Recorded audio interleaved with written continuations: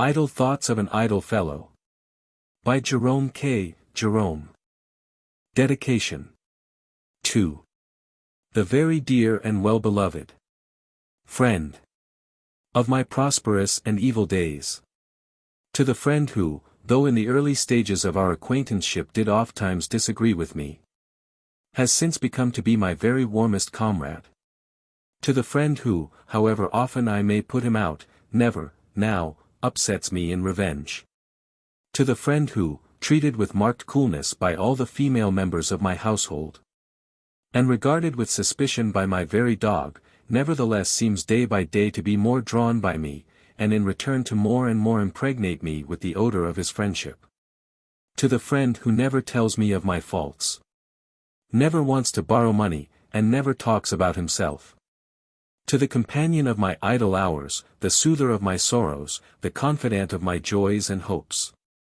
My oldest and strongest pipe. This little volume is gratefully and affectionately dedicated. How do you find this book? Any thoughts about the book or the author? Any suggestion for improvement? Please take a moment to share your thoughts in a comment. If you like it, share it with your friends who might enjoy it as well. Subscribe to keep in touch. Visit CompleteAudiobooks.com for more quality content. Preface. One or two friends to whom I showed these papers in MS having observed that they were not half bad, and some of my relations having promised to buy the book if it ever came out, I feel I have no right to longer delay its issue. But for this, as one may say, public demand, I perhaps should not have ventured to offer these mere idle thoughts of mine as mental food for the English-speaking peoples of the earth. What readers ask nowadays in a book is that it should improve, instruct, and elevate. This book wouldn't elevate a cow. I cannot conscientiously recommend it for any useful purposes whatever. All I can suggest is that when you get tired of reading the best 100 books, you may take this up for half an hour. It will be a change. On being idle. Now, this is a subject on which I flatter myself I really am au fait. The gentleman who, when I was young, bathed me at Wisdom's font for 9 guineas a term, no extras, used to say he never knew a boy who could do less work in more time. And I remember my poor grandmother once incidentally observing, in the course of an instruction upon the use of the prayer book, that it was highly improbable that I should ever do much that I ought not to do, but that she felt convinced beyond a doubt that I should leave undone pretty well everything that I ought to do. I am afraid I have somewhat belied half the dear old lady's prophecy. Heaven help me. I have done a good many things that I ought not to have done, in spite of my laziness. But I have fully confirmed the accuracy of her judgment so far as neglecting much that I ought not to have neglected is concerned. Idling always has been my strong point. I take no credit to myself in the matter, it is a gift. Few possess it. There are plenty of lazy people and plenty of slow coaches, but a genuine idler is a rarity. He is not a man who slouches about with his hands in his pockets. On the contrary, his most startling characteristic is that he is always intensely busy. It is impossible to enjoy idling thoroughly unless one has plenty of work to do. There is no fun in doing nothing when you have nothing to do. Wasting time is merely an occupation then, and a most exhausting one. Idleness, like kisses, to be sweet must be stolen. Many years ago, when I was a young man, I was taken very ill. I never could see myself that much was the matter with me, except that I had a beastly cold. But I suppose it was something very serious, for the doctor said that I ought to have come to him a month before, and that if it, whatever it was, had gone on for another week he would not have answered for the consequences. It is an extraordinary thing, but I never knew a doctor called into any case yet but what it transpired that another day's delay would have rendered cure hopeless. Our medical guide, philosopher, and friend is like the hero in a melodrama, he always comes upon the scene just, and only just, in the nick of time. It is Providence, that is what it is. Well, as I was saying, I was very ill and was ordered to Buxton for a month, with strict injunctions to do nothing whatever all the while that I was there. Rest is what you require, said the doctor, perfect rest. It seemed a delightful prospect. This man evidently understands my complaint, said I, and I pictured to myself a glorious time, a 4 weeks dolce far niente with a dash of illness in it. Not too much illness, but just illness enough, just sufficient to give it the flavor of suffering and make it poetical. I should get up late, sip chocolate, and have my breakfast in slippers and a dressing gown. I should lie out in the garden in a hammock and read sentimental novels with a melancholy ending, until the books should fall from my listless hand, and I should recline there, dreamily gazing into the deep blue of the firmament, watching the fleecy clouds floating like white-sailed ships across its depths, and listening to the joyous song of the birds and the low rustling of the trees.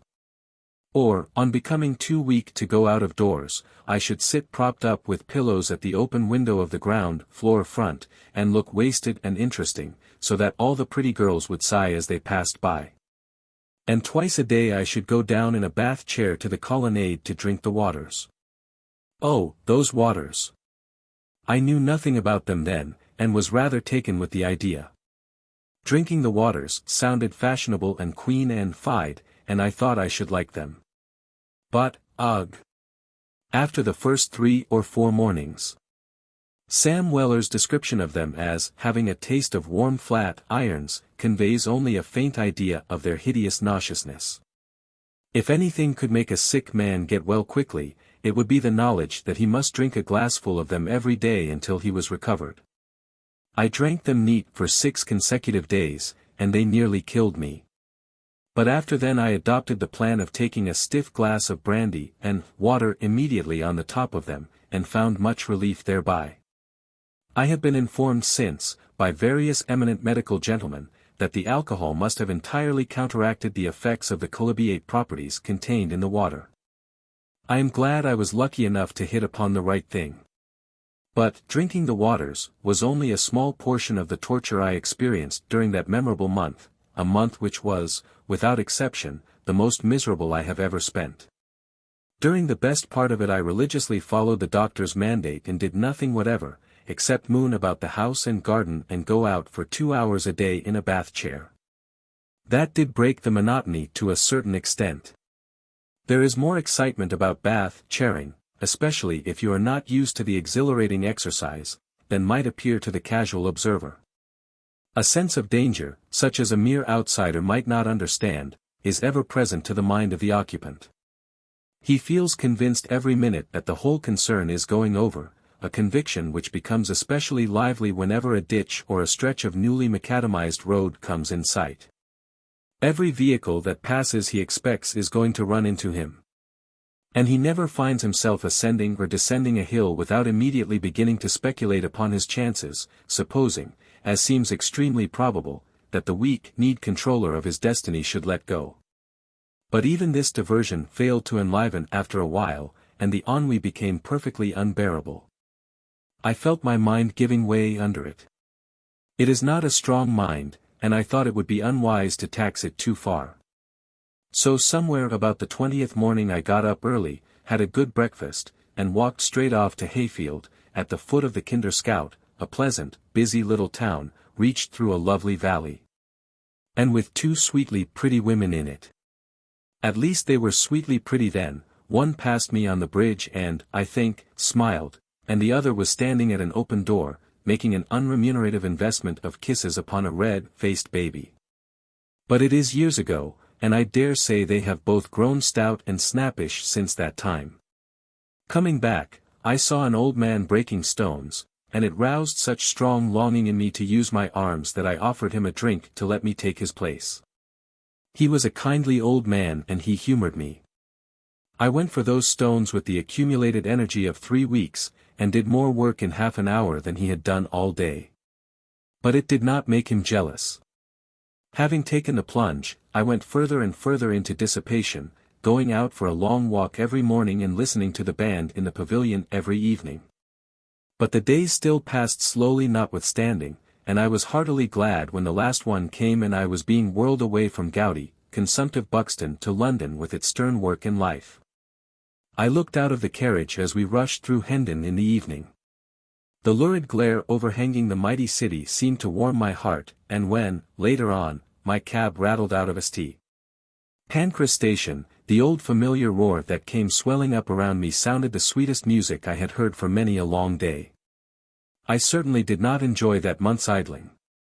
I like idling when I ought not to be idling. Not when it is the only thing I have to do. That is my pig-headed nature. The time when I like best to stand with my back to the fire, calculating how much I owe, is when my desk is heaped highest with letters that must be answered by the next post. When I like to dawdle longest over my dinner is when I have a heavy evening's work before me. And if, for some urgent reason, I ought to be up particularly early in the morning, it is then, more than at any other time, that I love to lie an extra half-hour in bed. Ah! How delicious it is to turn over and go to sleep again, just for 5 minutes. Is there any human being, I wonder, besides the hero of a Sunday school tale for boys, who ever gets up willingly? There are some men to whom getting up at the proper time is an utter impossibility. If 8 o'clock happens to be the time that they should turn out, then they lie till 8:30. If circumstances change and 8:30 becomes early enough for them, then it is 9 before they can rise. They are like the statesman of whom it was said that he was always punctually half an hour late. They try all manner of schemes. They buy alarm clocks, artful contrivances that go off at the wrong time and alarm the wrong people. They tell Sarah Jane to knock at the door and call them, and Sarah Jane does knock at the door and does call them, and they grunt back "Ori," and then go comfortably to sleep again. I knew one man who would actually get out and have a cold bath. And even that was of no use, for afterward he would jump into bed again to warm himself. I think myself that I could keep out of bed all right if I once got out. It is the wrenching away of the head from the pillow that I find so hard, and no amount of over-night determination makes it easier. I say to myself, after having wasted the whole evening, well, I won't do any more work to-night. I'll get up early to-morrow morning, and I am thoroughly resolved to do so, then. In the morning, however, I feel less enthusiastic about the idea, and reflect that it would have been much better if I had stopped up last night. And then there is the trouble of dressing, and the more one thinks about that the more one wants to put it off. It is a strange thing, this bed, this mimic grave, where we stretch our tired limbs and sink away so quietly into the silence and rest. O bed, delicious bed, that heaven on earth to the weary head, as sang poor Hood, you are a kind old nurse to us fretful boys and girls. Clever and foolish, naughty and good, you take us all in your motherly lap and hush our wayward crying.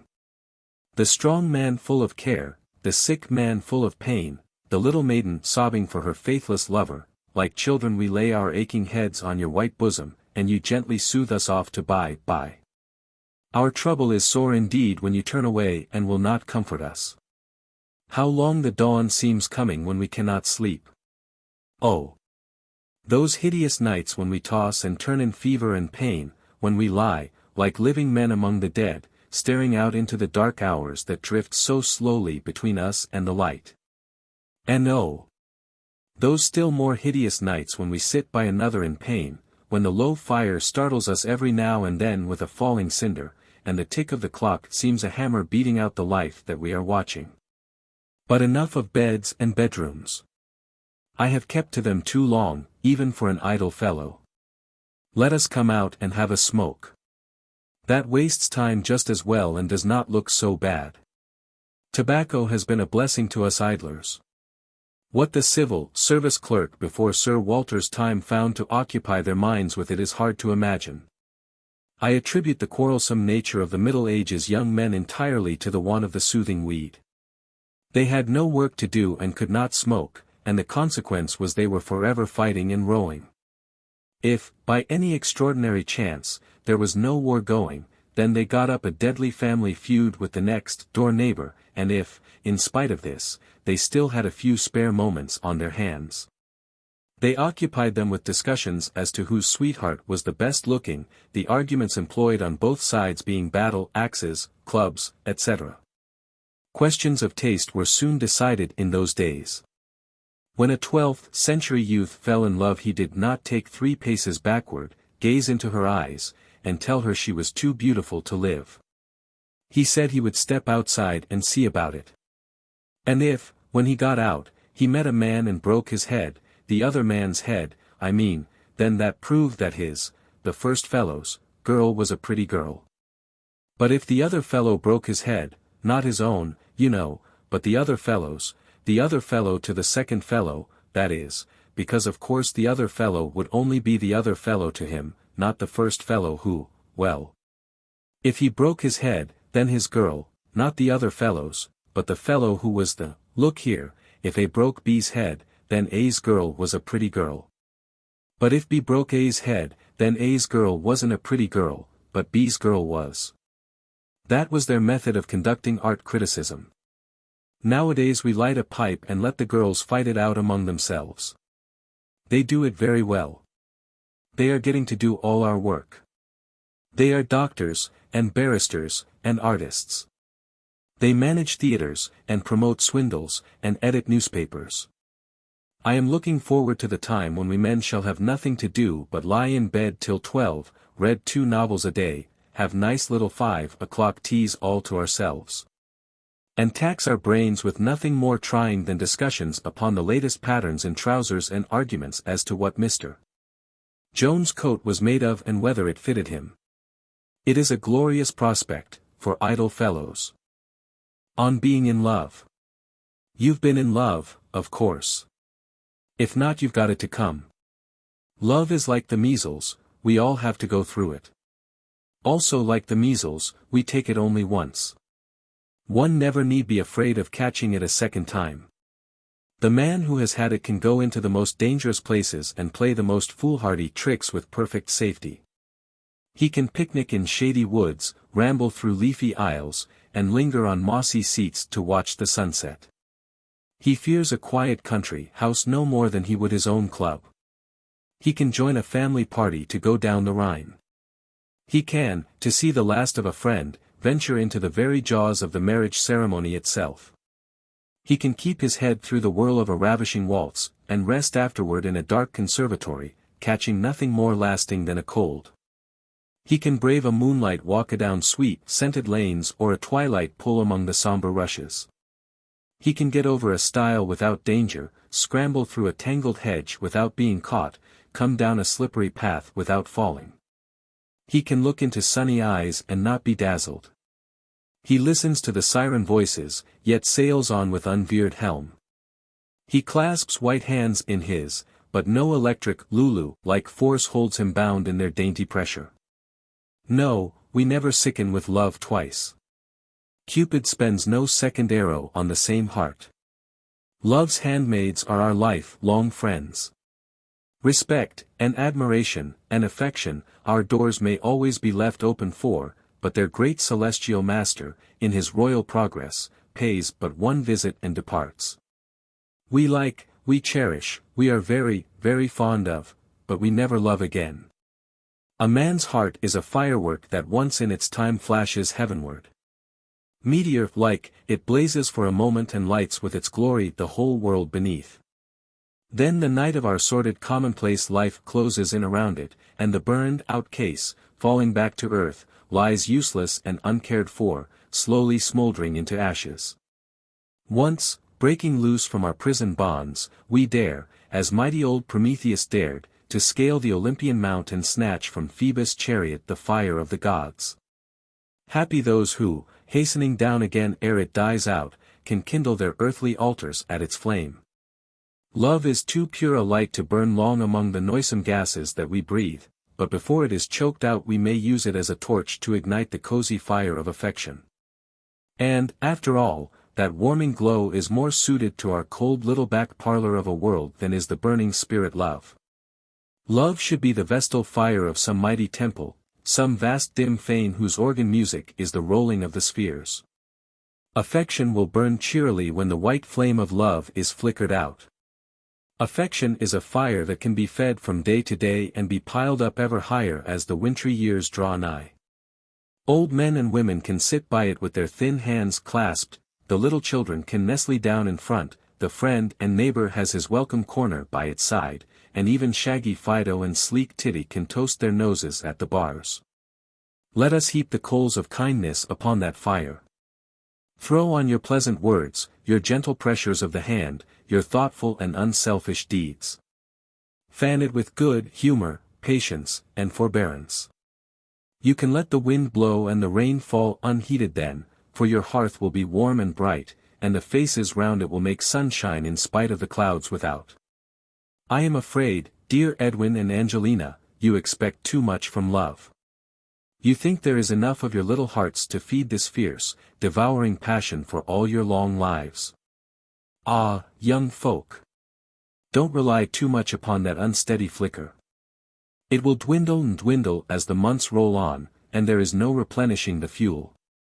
You will watch it die out in anger and disappointment. To each it will seem that it is the other who is growing colder. Edwin sees with bitterness that Angelina no longer runs to the gate to meet him, all smiles and blushes, and when he has a cough now she doesn't begin to cry and, putting her arms round his neck, say that she cannot live without him. The most she will probably do is to suggest a lozenge, and even that in a tone implying that it is the noise more than anything else she is anxious to get rid of. Poor little Angelina, too, sheds silent tears, for Edwin has given up carrying her old handkerchief in the inside pocket of his waistcoat. Both are astonished at the falling off in the other one, but neither sees their own change.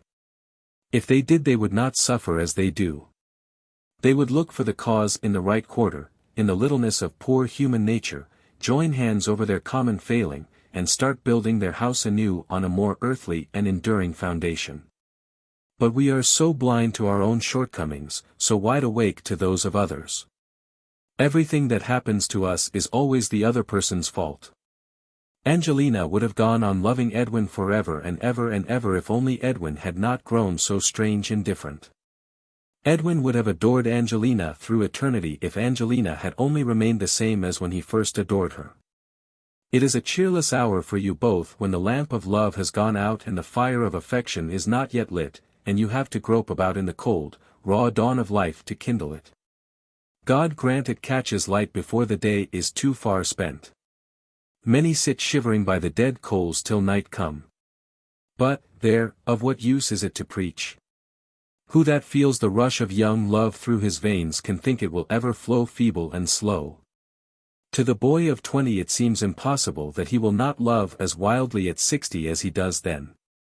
He cannot call to mind any middle-aged or elderly gentleman of his acquaintance who is known to exhibit symptoms of frantic attachment, but that does not interfere in his belief in himself. His love will never fall, whoever else's may.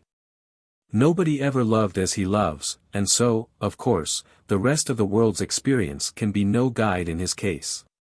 Alas! Alas! Ere 30 he has joined the ranks of the sneerers. It is not his fault. Our passions, both the good and bad, cease with our blushes. We do not hate, nor grieve, nor joy, nor despair in our 30s like we did in our teens. Disappointment does not suggest suicide, and we quaff success without intoxication. We take all things in a minor key as we grow older. There are few majestic passages in the later acts of life's opera. Ambition takes a less ambitious aim. Honor becomes more reasonable and conveniently adapts itself to circumstances. And love dies. Irreverence for the dreams of youth soon creeps like a killing frost upon our hearts. The tender shoots and the expanding flowers are nipped and withered, and of a vine that yearned to stretch its tendrils round the world there is left but a sapless stump. My fair friends will deem all this rank heresy, I know. So far from a man's not loving after he has passed boyhood, it is not till there is a good deal of grey in his hair that they think his protestations at all worthy of attention. Young ladies take their notions of our sex from the novels written by their own, and compared with the monstrosities that masquerade for men in the pages of that nightmare literature. Pythagoras' plucked bird and Frankenstein's demon were fair average specimens of humanity. In these so-called books, the chief lover, or Greek god, as he is admiringly referred to, by the way, they do not say which Greek god it is that the gentleman bears such a striking likeness to.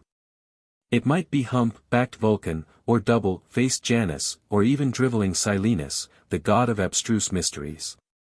He resembles the whole family of them, however, in being a blackguard, and perhaps this is what is meant.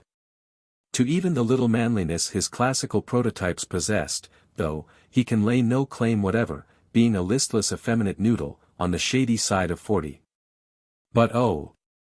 The depth and strength of this elderly party's emotion for some bread and butter school girl.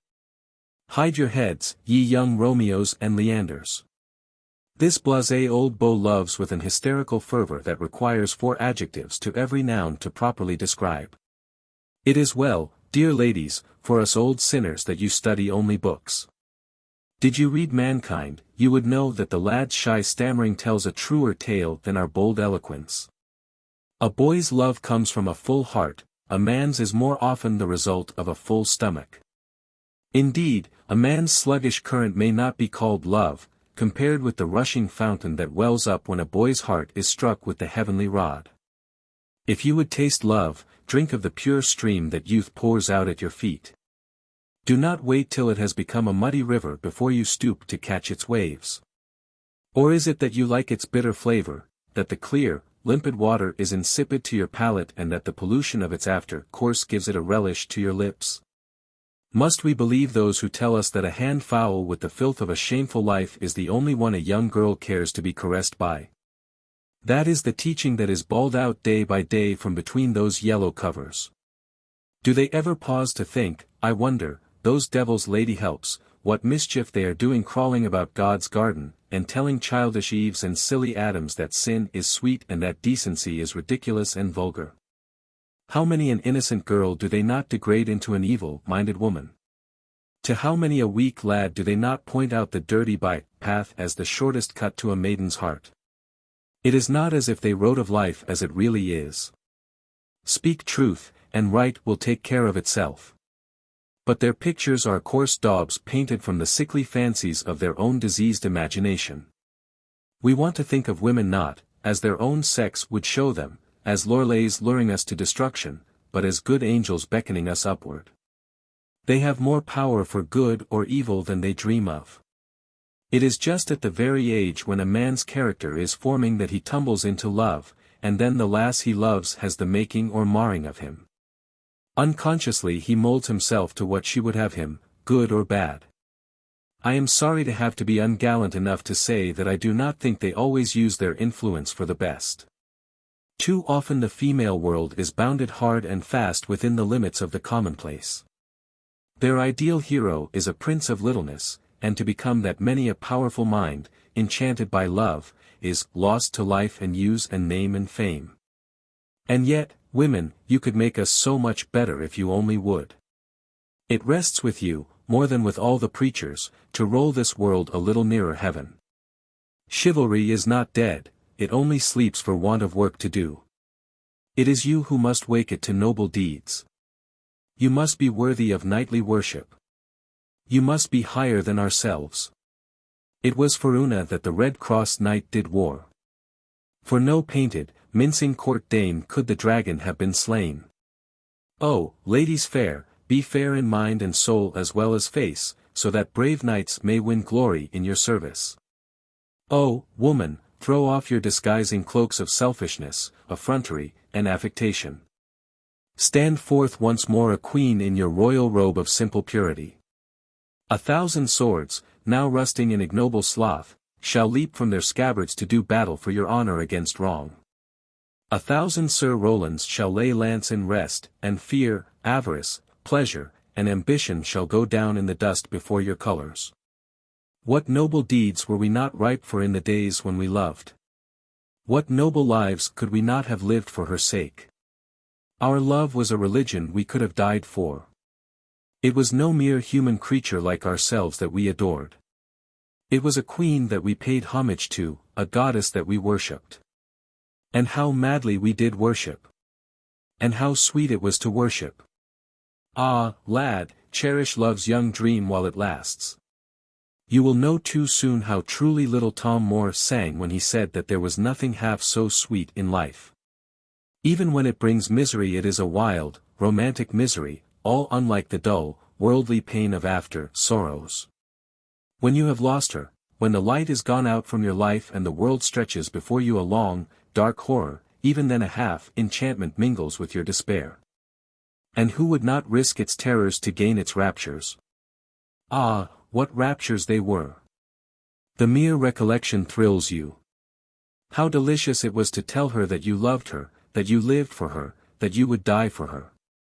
How you did rave, to be sure, what floods of extravagant nonsense you poured forth, and oh, how cruel it was of her to pretend not to believe you. In what awe you stood of her. How miserable you were when you had offended her. And yet, how pleasant to be bullied by her and to sue for pardon without having the slightest notion of what your fault was. How dark the world was when she snubbed you, as she often did, the little rogue, just to see you look wretched. How sunny when she smiled. How jealous you were of everyone about her. How you hated every man she shook hands with, every woman she kissed, the maid that did her hair, the boy that cleaned her shoes, the dog she nursed, though you had to be respectful to the last named. How you looked forward to seeing her, how stupid you were when you did see her, staring at her without saying a word.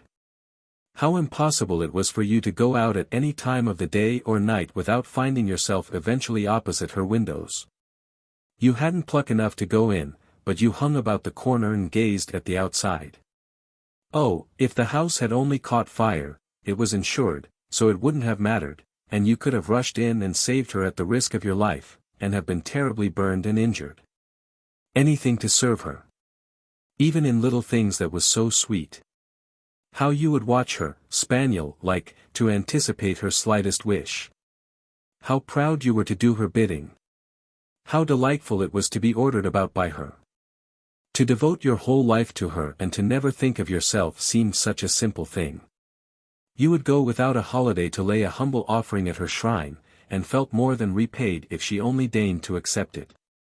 How precious to you was everything that she had hallowed by her touch, her little glove, the ribbon she had worn, the rose that had nestled in her hair and whose withered leaves still mark the poems you never care to look at now. And oh, how beautiful she was, how wondrous beautiful. It was as some angel entering the room, and all else became plain and earthly. She was too sacred to be touched. It seemed almost presumption to gaze at her. You would as soon have thought of kissing her as of singing comic songs in a cathedral. It was desecration enough to kneel and timidly raise the gracious little hand to your lips. Ah, those foolish days when we were unselfish and pure-minded, those foolish days when our simple hearts were full of truth, and faith, and reverence. Ah, those foolish days of noble longings and of noble strivings. And oh, these wise, clever days when we know that money is the only prize worth striving for, when we believe in nothing else but meanness and lies, when we care for no living creature but ourselves. On being in the blues. I can enjoy feeling melancholy, and there is a good deal of satisfaction about being thoroughly miserable, but nobody likes a fit of the blues. Nevertheless, everybody has them, notwithstanding which, nobody can tell why. There is no accounting for them. You are just as likely to have one on the day after you have come into a large fortune as on the day after you have left your new silk umbrella in the train. Its effect upon you is somewhat similar to what would probably be produced by a combined attack of toothache, indigestion, and cold in the head. You become stupid, restless, and irritable, rude to strangers and dangerous toward your friends. Clumsy, maudlin, and quarrelsome, a nuisance to yourself and everybody about you. While it is on you can do nothing and think of nothing, though feeling at the time bound to do something. You can't sit still, so put on your hat and go for a walk. But before you get to the corner of the street you wish you hadn't come out and you turn back.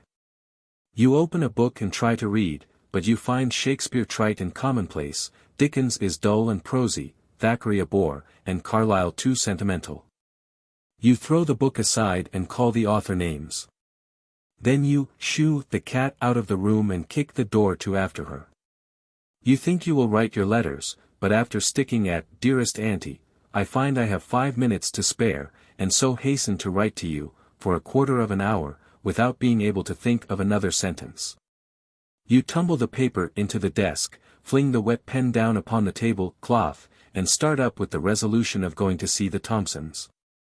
While pulling on your gloves, however, it occurs to you that the Thompsons are idiots, that they never have supper, and that you will be expected to jump the baby. You curse the Thompsons and decide not to go. By this time you feel completely crushed. You bury your face in your hands and think you would like to die and go to heaven. You picture to yourself your own sick bed, with all your friends and relations standing round you weeping. You bless them all, especially the young and pretty ones. They will value you when you are gone, so you say to yourself, and learn too late what they have lost. And you bitterly contrast their presumed regard for you then with their decided want of veneration now. These reflections make you feel a little more cheerful, but only for a brief period. For the next moment you think what a fool you must be to imagine for an instant that anybody would be sorry at anything that might happen to you. Who would care 2 straws, whatever precise amount of care 2 straws may represent, whether you are blown up, or hung up, or married, or drowned? Nobody cares for you. You never have been properly appreciated, never met with your due deserts in any one particular. You review the whole of your past life, and it is painfully apparent that you have been ill-used from your cradle. Half an hour's indulgence in these considerations works you up into a state of savage fury against everybody and everything, especially yourself, whom anatomical reasons alone prevent your kicking. Bed time at last comes, to save you from doing something rash, and you spring upstairs, throw off your clothes, leaving them strewn all over the room, blow out the candle, and jump into bed as if you had backed yourself for a heavy wager to do the whole thing against time. There you toss and tumble about for a couple of hours or so, varying the monotony by occasionally jerking the clothes off and getting out and putting them on again. At length you drop into an uneasy and fitful slumber, have bad dreams, and wake up late the next morning. At least, this is all we poor single men can do under the circumstances. Married men bully their wives, grumble at the dinner, and insist on the children's going to bed. All of which, creating, as it does, a good deal of disturbance in the house, must be a great relief to the feelings of a man in the blues, Rose being the only form of amusement in which he can take any interest. The symptoms of the infirmity are much the same in every case, but the affliction itself is variously termed. The poet says that, a feeling of sadness comes o'er him. Airy refers to the heavings of his wayward heart by confiding to Jimmy that he has got the blooming hump. Your sister doesn't know what is the matter with her tonight. She feels out of sorts altogether and hopes nothing is going to happen. The every-day young man is so awful glad to meet you, old fellow, for he does feel so jolly miserable this evening. As for myself, I generally say that I have a strange, unsettled feeling tonight and think I'll go out. By the way, it never does come except in the evening. In the sun time, when the world is bounding forward full of life, we cannot stay to sigh and sulk. The roar of the working day drowns the voices of the elfin sprites that are ever singing their low-toned miserere in our ears. In the day we are angry, disappointed, or indignant, but never in the blues, and never melancholy. When things go wrong at 10 o'clock in the morning we, or rather you, swear and knock the furniture about, but if the misfortune comes at 10 p.m., we read poetry or sit in the dark and think what a hollow world this is. But, as a rule, it is not trouble that makes us melancholy. The actuality is too stern a thing for sentiment. We linger to weep over a picture, but from the original we should quickly turn our eyes away. There is no pathos in real misery, no luxury in real grief. We do not toy with sharp swords nor hug a gnawing fox to our breast for choice.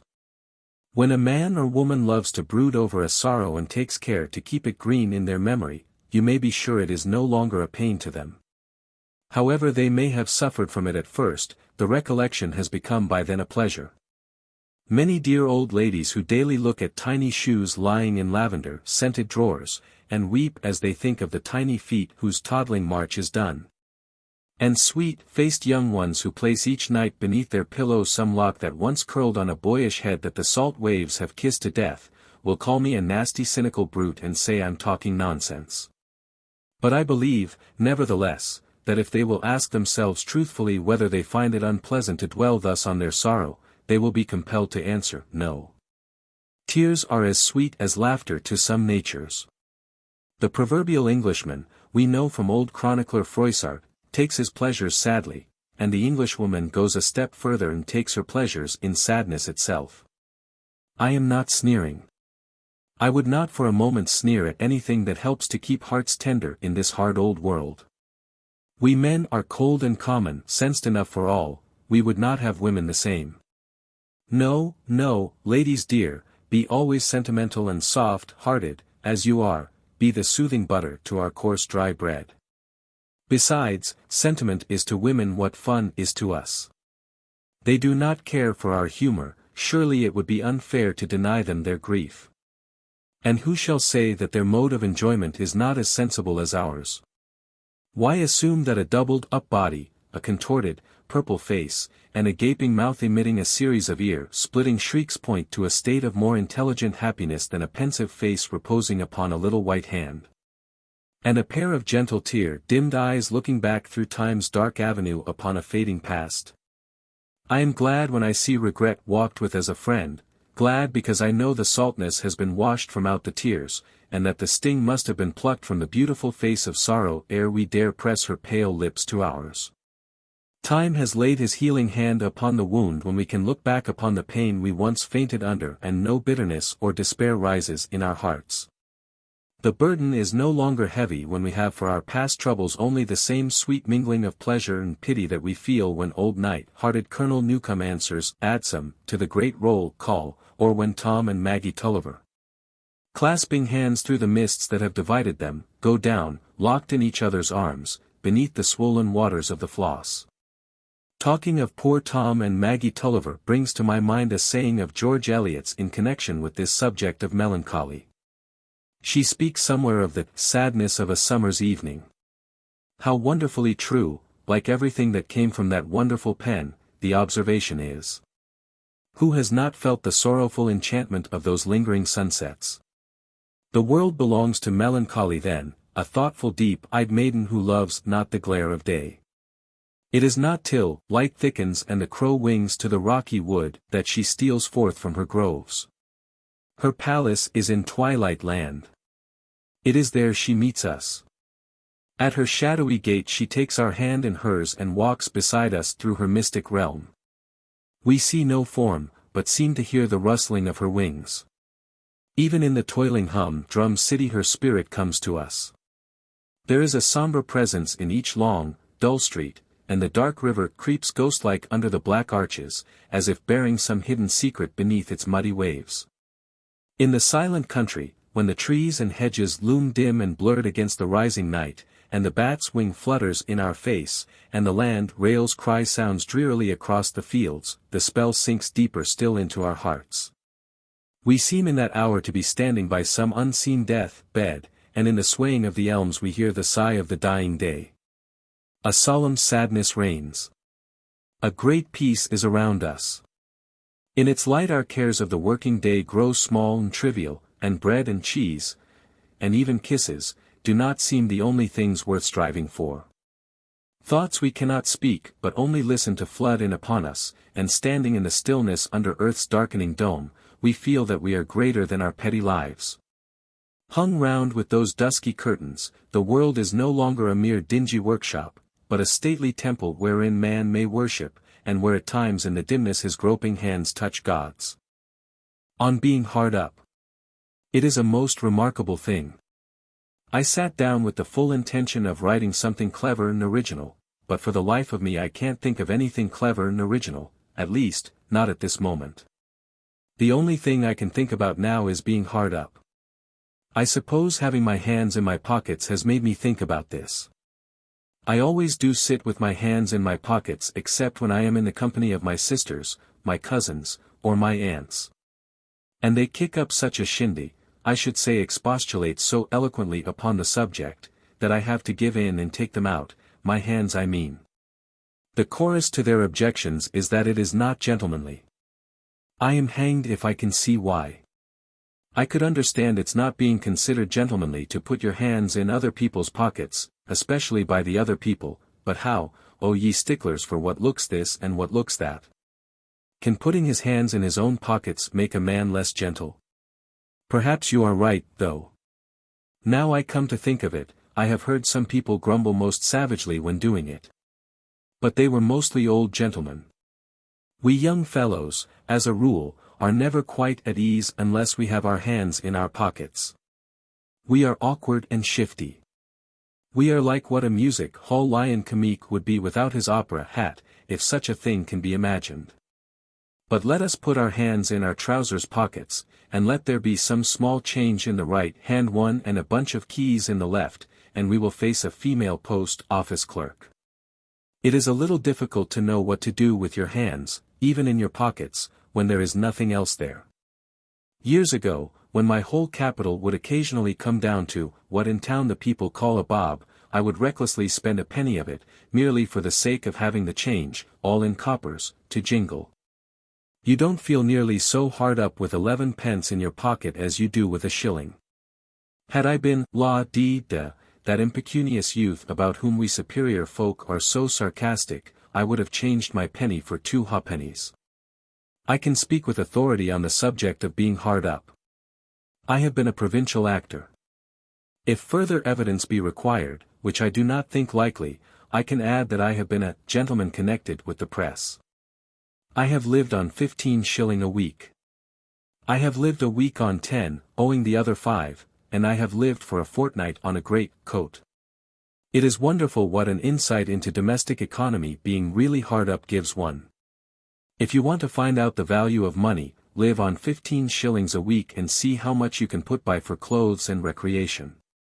You will find out that it is worth while to wait for the farthing change, that it is worth while to walk a mile to save a penny, that a glass of beer is a luxury to be indulged in only at rare intervals, and that a collar can be worn for 4 days. Try it just before you get married. It will be excellent practice. Let your son and heir try it before sending him to college. He won't grumble at 100 a year pocket money then. There are some people to whom it would do a world of good.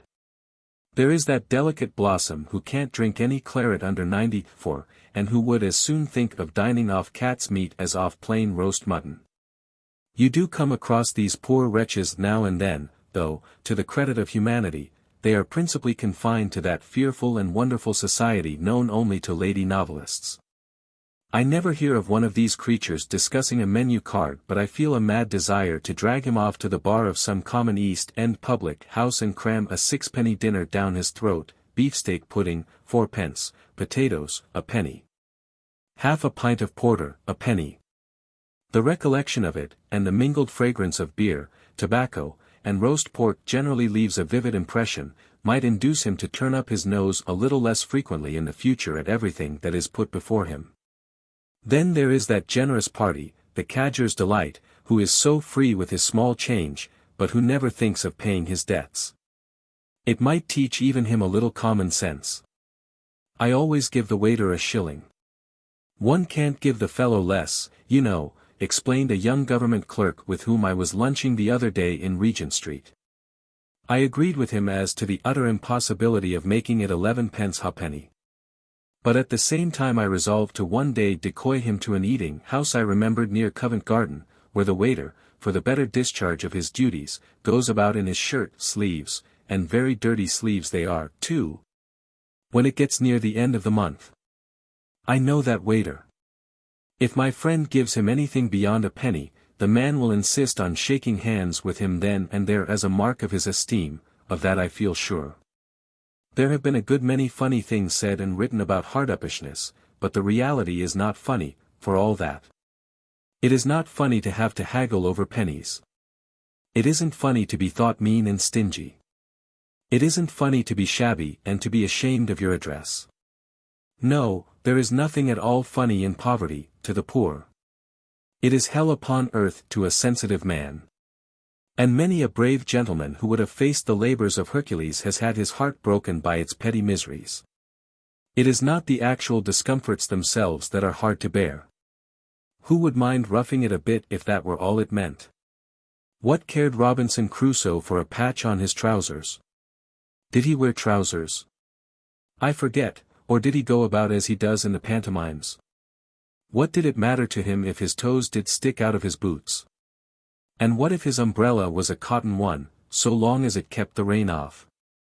His shabbiness did not trouble him, there was none of his friends round about to sneer him. Being poor is a mere trifle. It is being known to be poor that is the sting. It is not cold that makes a man without a great coat hurry along so quickly. It is not all shame at telling lies, which he knows will not be believed, that makes him turn so red when he informs you that he considers great coats unhealthy and never carries an umbrella on principle. It is easy enough to say that poverty is no crime. No, if it were men wouldn't be ashamed of it. It's a blunder, though, and is punished as such. A poor man is despised the whole world over. Despised as much by a Christian as by a lord, as much by a demagogue as by a footman, and not all the copy-book maxims ever set for ink-stained youth will make him respected. Appearances are everything, so far as human opinion goes, and the man who will walk down Piccadilly arm in arm with the most notorious scamp in London, provided he is a well-dressed one, will slink up a back street to say a couple of words to a seedy-looking gentleman. And the seedy-looking gentleman knows this, no one better, and will go a mile round to avoid meeting an acquaintance. Those that knew him in his prosperity need never trouble themselves to look the other way. He is 1,000 times more anxious that they should not see him than they can be, and as to their assistance, there is nothing he dreads more than the offer of it. All he wants is to be forgotten. And in this respect he is generally fortunate enough to get what he wants. One becomes used to being hard up, as one becomes used to everything else, by the help of that wonderful old homeopathic doctor, time. You can tell at a glance the difference between the old hand and the novice. Between the case-hardened man who has been used to shift and struggle for years and the poor devil of a beginner striving to hide his misery, and in a constant agony of fear lest he should be found out. Nothing shows this difference more clearly than the way in which each will pawn his watch. As the poet says somewhere, true ease in pawning comes from art, not chance. The one goes into his uncle's with as much composure as he would into his tailor's, very likely with more. The assistant is even civil and attends to him at once, to the great indignation of the lady in the next box, who, however, sarcastically observes that she don't mind being kept waiting, if it is a regular customer. Why, from the pleasant and business-like manner in which the transaction is carried out, it might be a large purchase in the 3%. Yet what a piece of work a man makes of his first pop. A boy popping his first question is confidence itself compared with him. He hangs about outside the shop until he has succeeded in attracting the attention of all the loafers in the neighborhood and has aroused strong suspicions in the mind of the policeman on the beat. At last, after a careful examination of the contents of the windows, made for the purpose of impressing the bystanders with the notion that he is going in to purchase a diamond bracelet or some such trifle, he enters. Trying to do so with a careless swagger, and giving himself really the air of a member of the swell mob. When inside he speaks in so low a voice as to be perfectly inaudible, and has to say it all over again. When, in the course of his rambling conversation about a friend of his, the word lend is reached, he is promptly told to go up the court on the right and take the first door round the corner. He comes out of the shop with a face that you could easily light a cigarette at, and firmly under the impression that the whole population of the district is watching him. When he does get to the right place he has forgotten his name and address and is in a general condition of hopeless imbecility. Asked in a severe tone how he came by this, he stammers and contradicts himself, and it is only a miracle if he does not confess to having stolen it that very day. He is thereupon informed that they don't want anything to do with his sort, and that he had better get out of this as quickly as possible, which he does, recollecting nothing more until he finds himself 3 miles off. Without the slightest knowledge how he got there. By the way, how awkward it is, though, having to depend on public houses and churches for the time. The former are generally too fast and the latter too slow. Besides which, your efforts to get a glimpse of the public house clock from the outside are attended with great difficulties. If you gently push the swing door ajar and peer in, you draw upon yourself the contemptuous looks of the barmaid, who at once puts you down in the same category with area sneaks and cadgers. You also create a certain amount of agitation among the married portion of the customers. You don't see the clock because it is behind the door, and in trying to withdraw quietly you jam your head. The only other method is to jump up and down outside the window. After this latter proceeding, however, if you do not bring out a banjo and commence to sing, the youthful inhabitants of the neighborhood, who have gathered round in expectation, become disappointed. I should like to know, too, by what mysterious law of nature it is that before you have left your watch to be repaired half an hour, someone is sure to stop you in the street and conspicuously ask you the time. Nobody even feels the slightest curiosity on the subject when you've got it on. Dear old ladies and gentlemen who know nothing about being hard up, and may they never, bless their grey old heads, look upon the pawn shop as the last stage of degradation. But those who know it better, and my readers have no doubt, noticed this themselves, are often surprised, like the little boy who dreamed he went to heaven, at meeting so many people there that they never expected to see. For my part, I think it a much more independent course than borrowing from friends, and I always try to impress this upon those of my acquaintance who incline toward wanting a couple of pounds till the day after to-morrow. But they won't all see it. One of them once remarked that he objected to the principle of the thing. I fancy if he had said it was the interest that he objected to he would have been nearer the truth. 25% certainly does come heavy. There are degrees in being hard up. We are all hard up, more or less, most of us more. Some are hard up for £1,000, some for a shilling. Just at this moment I am hard up myself for a fiver. I only want it for a day or two. I should be certain of paying it back within a week at the outside, and if any lady or gentleman among my readers would kindly lend it me, I should be very much obliged indeed. They could send it to me under cover to Messrs. Field and Tour, only, in such case, please let the envelope be carefully sealed. I would give you my IOU as security. On Vanity and Vanities. All is vanity and everybody's vain. Women are terribly vain. So are men, more so, if possible. So are children, particularly children. One of them at this very moment is hammering upon my legs. She wants to know what I think of her new shoes. Candidly, I don't think much of them. They lack symmetry in curve and possess an indescribable appearance of lumpiness. I believe, too, they've put them on the wrong feet. But I don't say this. It is not criticism, but flattery that she wants, and I gush over them with what I feel to myself to be degrading effusiveness. Nothing else would satisfy this self-opinionated cherub. I tried the conscientious friend dodge with her on one occasion, but it was not a success. She had requested my judgment upon her general conduct and behavior, the exact case submitted being, what think of me? Who pleased why me? And I had thought it a good opportunity to make a few salutary remarks upon her late moral career, and said, no, I am not pleased with you. I recalled to her mind the events of that very morning, and I put it to her how she, as a Christian child, could expect a wise and good uncle to be satisfied with the carryings on of an infant who that very day had roused the whole house at 5 a.m.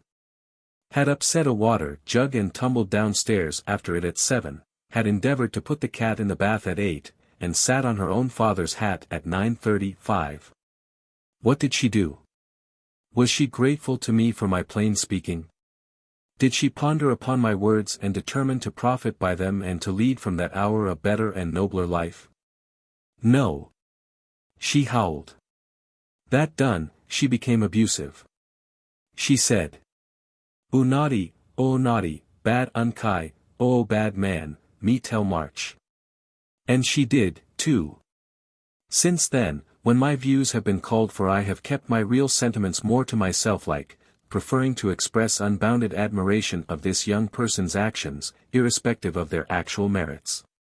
And she nods her head approvingly and trots off to advertise my opinion to the rest of the household. She appears to employ it as a sort of testimonial for mercenary purposes, for I subsequently hear distant sounds of, "Unkai says me dude durl, me dot to have 2 bickies, biscuits."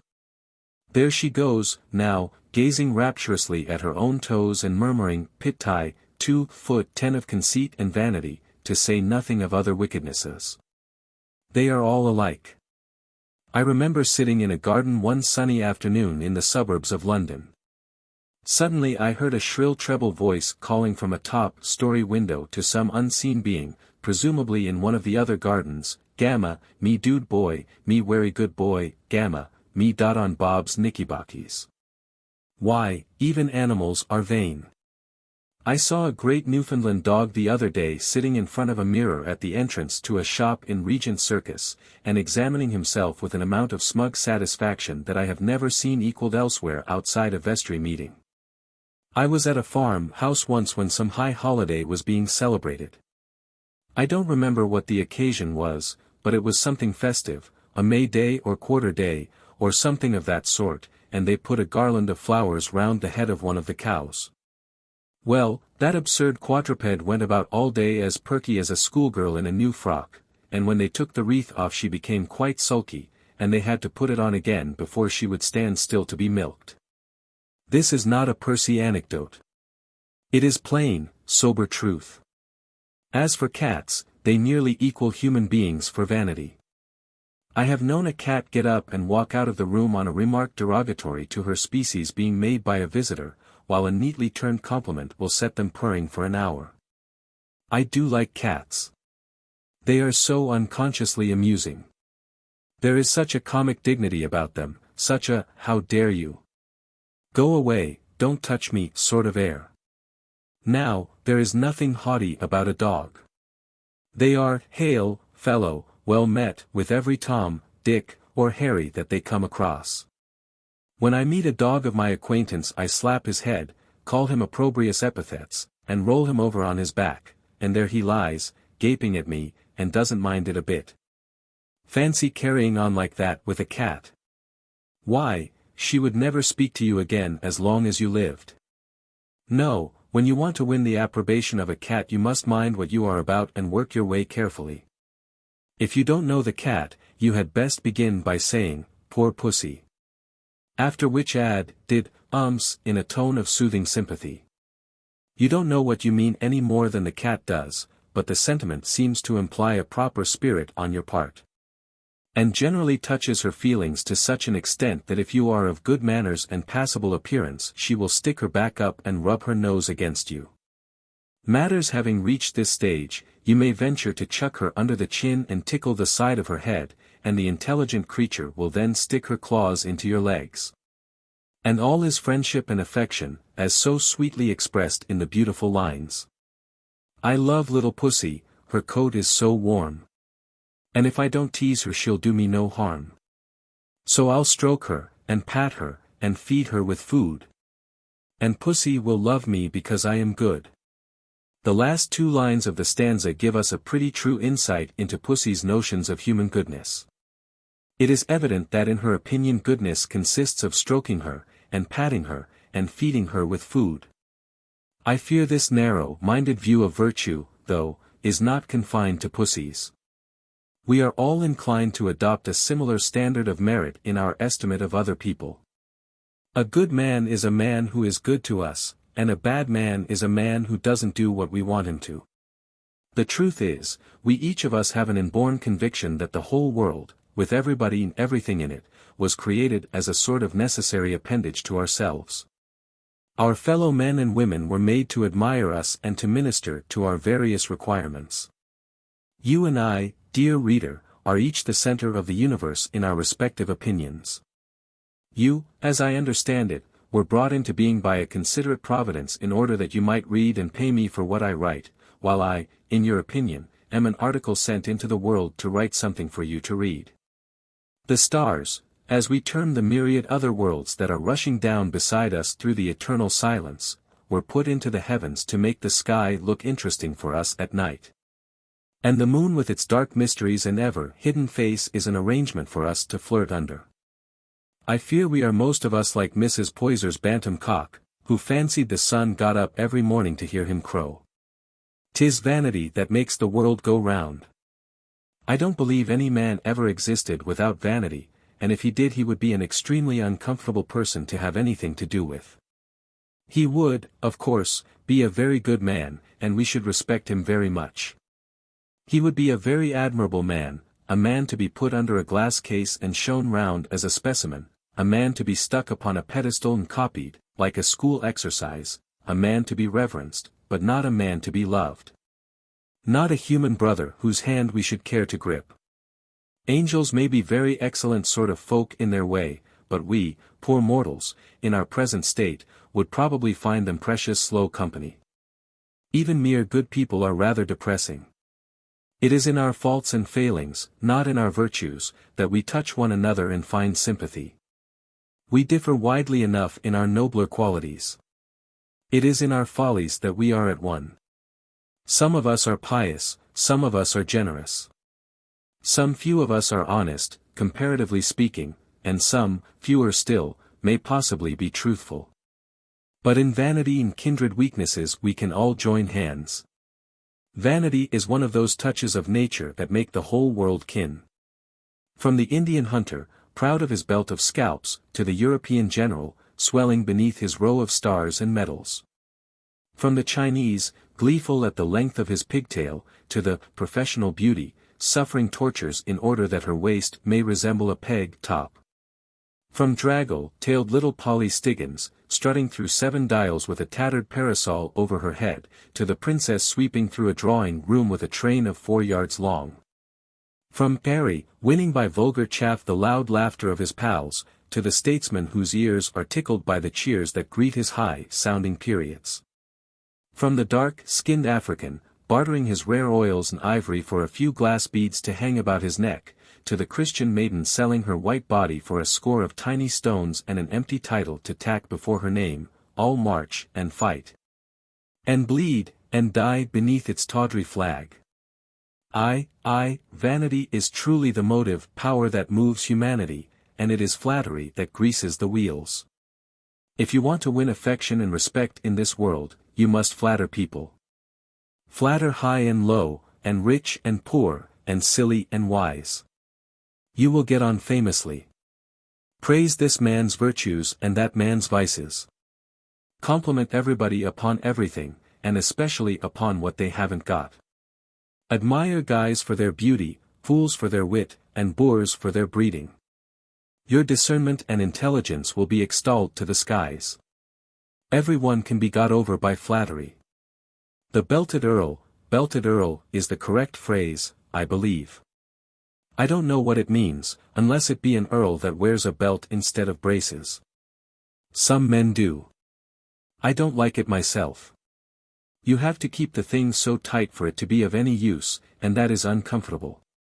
Anyhow, whatever particular kind of an earl a belted earl may be, he is, I assert, get overable by flattery. Just as every other human being is, from a duchess to a cat's meat man, from a plough-boy to a poet, and the poet far easier than the plough-boy, for butter sinks better into wheaten bread than into oaten cakes. As for love, flattery is its very life blood. Fill a person with love for themselves, and what runs over will be your share, says a certain witty and truthful Frenchman whose name I can't for the life of me remember. Confound it. I never can remember names when I want to. Tell a girl she is an angel, only more angelic than an angel, that she is a goddess, only more graceful, queenly, and heavenly than the average goddess. That she is more fairy-like than Titania, more beautiful than Venus, more enchanting than Parthenope. More adorable, lovely, and radiant, in short, than any other woman that ever did live, does live, or could live, and you will make a very favorable impression upon her trusting little heart. Sweet innocent! She will believe every word you say. It is so easy to deceive a woman, in this way. Dear little souls, they hate flattery, so they tell you, and when you say, "Ah, darling, it isn't flattery in your case, it's plain, sober truth. You really are, without exaggeration, the most beautiful, the most good, the most charming, the most divine, the most perfect human creature that ever trod this earth, they will smile a quiet, approving smile, and, leaning against your manly shoulder, murmur that you are a dear good fellow after all. By Jove! Fancy a man trying to make love on strictly truthful principles, determining never to utter a word of mere compliment or hyperbole, but to scrupulously confine himself to exact fact. Fancy his gazing rapturously into his mistress' eyes and whispering softly to her that she wasn't, on the whole, bad-looking, as girls went. Fancy his holding up her little hand and assuring her that it was of a light drab color shot with red.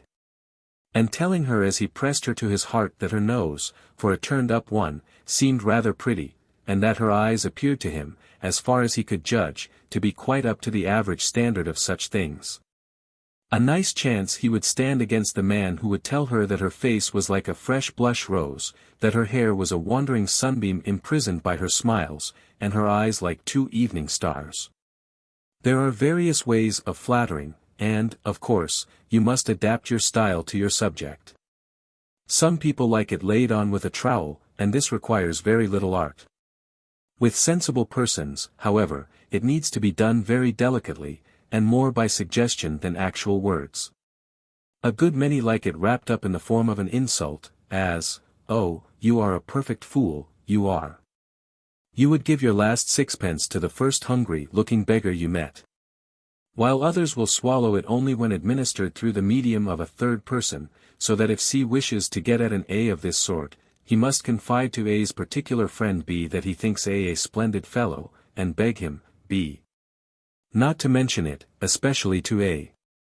Be careful that B is a reliable man, though, otherwise he won't. Those fine, sturdy John Bulls who hate flattery, sir, never let anybody get over me by flattery, etc., etc., are very simply managed. Flatter them enough upon their absence of vanity, and you can do what you like with them. After all, vanity is as much a virtue as a vice. It is easy to recite copy-book maxims against its sinfulness, but it is a passion that can move us to good as well as to evil. Ambition is only vanity ennobled. We want to win praise and admiration, or fame as we prefer to name it, and so we write great books, and paint grand pictures, and sing sweet songs, and toil with willing hands in study, loom, and laboratory. We wish to become rich men, not in order to enjoy ease and comfort. All that any one man can taste of those may be purchased anywhere for £200 per annum, but that our houses may be bigger and more gaudily furnished than our neighbours. That our horses and servants may be more numerous, that we may dress our wives and daughters in absurd but expensive clothes, and that we may give costly dinners of which we ourselves individually do not eat a shilling's worth. And to do this we aid the world's work with clear and busy brain, spreading commerce among its peoples, carrying civilization to its remotest corners. Do not let us abuse vanity, therefore. Rather let us use it. Honor itself is but the highest form of vanity. The instinct is not confined solely to Beau Brummels and Dolly Vardens. There is the vanity of the peacock and the vanity of the eagle. Snobs are vain. But so, too, are heroes. Come, oh, my young brother bucks, let us be vain together. Let us join hands and help each other to increase our vanity. Let us be vain, not of our trousers and hair, but of brave hearts and working hands, of truth, of purity, of nobility. Let us be too vain to stoop to aught that is mean or base, too vain for petty selfishness and little-minded envy, too vain to say an unkind word or do an unkind act. Let us be vain of being single-hearted, upright gentlemen in the midst of a world of knaves. Let us pride ourselves upon thinking high thoughts, achieving great deeds, living good lives. On getting on in the world. Not exactly the sort of thing for an idle fellow to think about, is it? But outsiders, you know, often see most of the game. And sitting in my arbor by the wayside, smoking my hookah of contentment and eating the sweet lotus leaves of indolence, I can look out musingly upon the whirling throng that rolls and tumbles past me on the great high road of life. Never ending is the wild procession. Day and night you can hear the quick tramp of the myriad feet, some running, some walking, some halting and lame. But all hastening, all eager in the feverish race, all straining life and limb and heart and soul to reach the ever-receding horizon of success. Mark them as they surge along, men and women, old and young, gentle and simple, fair and foul, rich and poor, merry and sad, all hurrying, bustling, scrambling. The strong pushing aside the weak, the cunning creeping past the foolish. Those behind elbowing those before, those in front kicking, as they run, at those behind. Look close and see the flitting show. Here is an old man panting for breath, and there a timid maiden driven by a hard and sharp-faced matron. Here is a studious youth, reading How to Get On in the World and letting everybody pass him as he stumbles along with his eyes on his book. Here is a bored-looking man, with a fashionably dressed woman jogging his elbow. Here a boy gazing wistfully back at the sunny village that he never again will see. Here, with a firm and easy step, strides a broad-shouldered man, and here, with stealthy tread, a thin-faced, stooping fellow dodges and shuffles upon his way. Here, with gaze fixed always on the ground, an artful rogue carefully works his way from side to side of the road and thinks he is going forward. And here a youth with a noble face stands, hesitating as he looks from the distant goal to the mud beneath his feet. And now into sight comes a fair girl, with her dainty face growing more wrinkled at every step, and now a care-worn man, and now a hopeful lad. A motley throng, a motley throng. Prince and beggar, sinner and saint, butcher and baker and candlestick maker, tinkers and tailors, and ploughboys and sailors, all jostling along together. Here the counsel in his wig and gown, and here the old Jew clothes man under his dingy tiara. Here the soldier in his scarlet, and here the undertaker's mute in streaming hat, band and worn cotton gloves, here the musty scholar fumbling his faded leaves, and here the scented actor dangling his showy seals. Here the glib politician crying his legislative panaceas, and here the peripatetic cheap jack holding aloft his quack cures for human ills. Here the sleek capitalist and there the sinewy laborer, here the man of science and here the shoe back. Here the poet and here the water rate collector, here the cabinet minister and there the ballet dancer. Here a red-nosed publican shouting the praises of his vats and there a temperance lecturer at £50 a night. Here a judge and there a swindler, here a priest and there a gambler. Here a jeweled duchess, smiling and gracious, here a thin lodging housekeeper, irritable with cooking, and here a wobbling, strutting thing, tawdry in paint and finery. Cheek by cheek they struggle onward. Screaming, cursing, and praying, laughing, singing, and moaning, they rush past side by side. Their speed never slackens, the race never ends. There is no wayside rest for them, no halt by cooling fountains, no pause beneath green shades. On, on, on through the heat and the crowd and the dust, on, or they will be trampled down and lost, on, with throbbing brain and tottering limbs, on, till the heart grows sick, and the eyes grow blurred. And a gurgling groan tells those behind they may close up another space.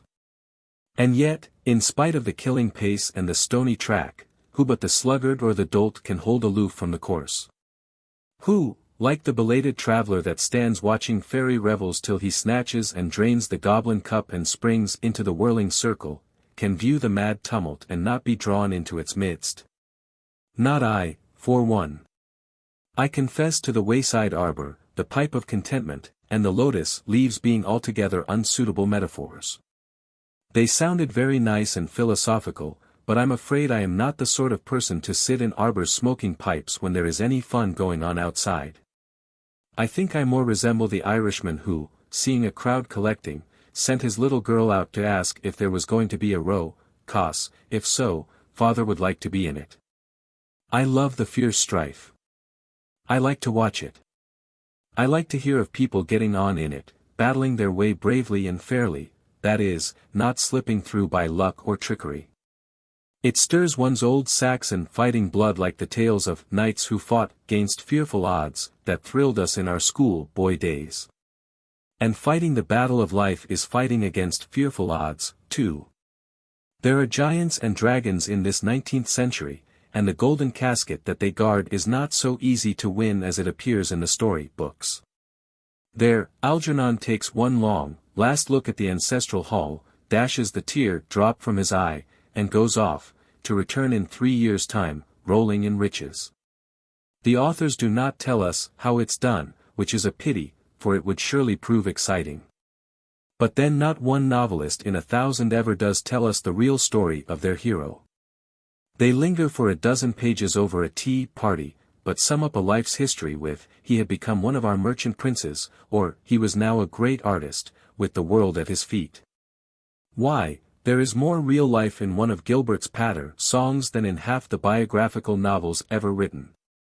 He relates to us all the various steps by which his office boy rose to be the ruler of the Queen's Navy, and explains to us how the briefless barrister managed to become a great and good judge, ready to try this breach of promise of marriage. It is in the petty details, not in the great results, that the interest of existence lies. What we really want is a novel showing us all the hidden undercurrent of an ambitious man's career, his struggles, and failures, and hopes, his disappointments and victories.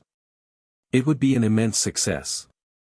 I am sure the wooing of fortune would prove quite as interesting a tale as the wooing of any flesh and blood maiden, though, by the way, it would read extremely similar.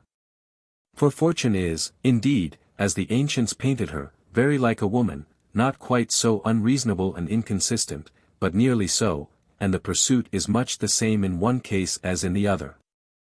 Ben Jonson's couplet. Court a mistress, she denies you. Let her alone, she will court you. Puts them both in a nutshell. A woman never thoroughly cares for her lover until he has ceased to care for her. And it is not until you have snapped your fingers in fortune's face and turned on your heel that she begins to smile upon you. But by that time you do not much care whether she smiles or frowns. Why could she not have smiled when her smiles would have filled you with ecstasy? Everything comes too late in this world. Good people say that it is quite right and proper that it should be so, and that it proves ambition is wicked. Bosh! Good people are altogether wrong. They always are, in my opinion. We never agree on any single point. What would the world do without ambitious people, I should like to know? Why, it would be as flabby as a Norfolk dumpling. Ambitious people are the leaven which raises it into wholesome bread. Without ambitious people the world would never get up. They are busybodies who are about early in the morning, hammering, shouting, and rattling the fire irons, and rendering it generally impossible for the rest of the house to remain in bed. Wrong to be ambitious, forsooth. The men wrong who, with bent back and sweating brow, cut the smooth road over which humanity marches forward from generation to generation. Men wrong for using the talents that their master has entrusted to them, for toiling while others play. Of course they are seeking their reward. Man is not given that godlike unselfishness that thinks only of others' good. But in working for themselves they are working for us all. We are so bound together that no man can labor for himself alone. Each blow he strikes in his own behalf helps to mold the universe. The stream in struggling onward turns the mill wheel, the coral insect, fashioning its tiny cell, joins continents to one another. And the ambitious man, building a pedestal for himself, leaves a monument to posterity. Alexander and Caesar fought for their own ends, but in doing so they put a belt of civilization half round the earth. Stevenson, to win a fortune, invented the steam engine, and Shakespeare wrote his plays in order to keep a comfortable home for Mrs. Shakespeare and the little Shakespeares. Contented, unambitious people are all very well in their way. They form a neat, useful background for great portraits to be painted against, and they make a respectable, if not particularly intelligent, audience for the active spirits of the age to play before. I have not a word to say against contented people so long as they keep quiet. But do not, for goodness sake, let them go strutting about, as they are so fond of doing, crying out that they are the true models for the whole species. Why, they are the deadheads, the drones in the great hive, the street crowds that lounge about, gaping at those who are working. And let them not imagine either, as they are also fond of doing, that they are very wise and philosophical and that it is a very artful thing to be contented. It may be true that a contented mind is happy anywhere, but so is a Jerusalem pony, and the consequence is that both are put anywhere and are treated anyhow. Oh, you need not bother about him, is what is said. He is very contented as he is, and it would be a pity to disturb him. And so your contented party is passed over and the discontented man gets his place. If you are foolish enough to be contented, don't show it, but grumble with the rest. And if you can do with a little, ask for a great deal. Because if you don't, you won't get any.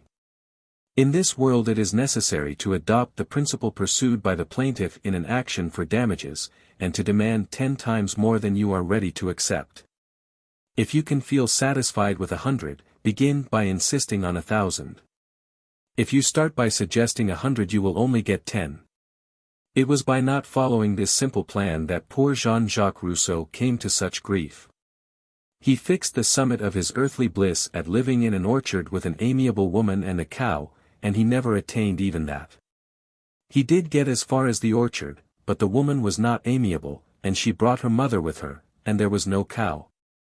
Now, if he had made up his mind for a large country estate, a house full of angels, and a cattle show, he might have lived to possess his kitchen garden and 1 head of live stock. And even possibly have come across that rara avis, a really amiable woman. What a terribly dull affair, too, life must be for contented people. How heavy the time must hang upon their hands, and what on earth do they occupy their thoughts with, supposing that they have any? Reading the paper and smoking seems to be the intellectual food of the majority of them, to which the more energetic add playing the flute and talking about the affairs of the next door neighbor. They never knew the excitement of expectation or the stern delight of accomplished effort, such as stir the pulse of the man who has objects, and hopes, and plans. To the ambitious man life is a brilliant game, a game that calls forth all his tact and energy and nerve, a game to be won, in the long run, by the quick eye and the steady hand. And yet having sufficient chance about its working out to give it all the glorious zest of uncertainty.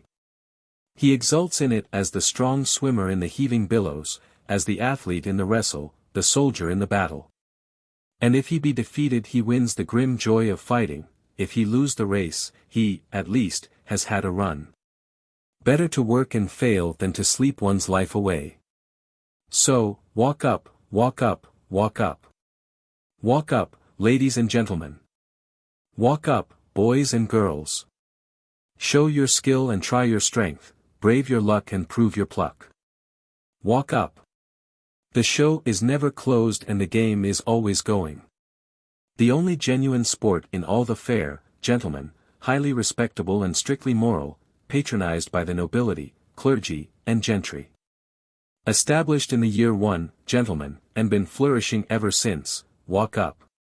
Walk up, ladies and gentlemen, and take a hand. There are prizes for all and all can play. There is gold for the man and fame for the boy. Rank for the maiden and pleasure for the fool. So walk up, ladies and gentlemen, walk up, all prizes and no blanks, for some few win, and as to the rest, why? The rapture of pursuing. Is the prize the vanquished gain? On the weather.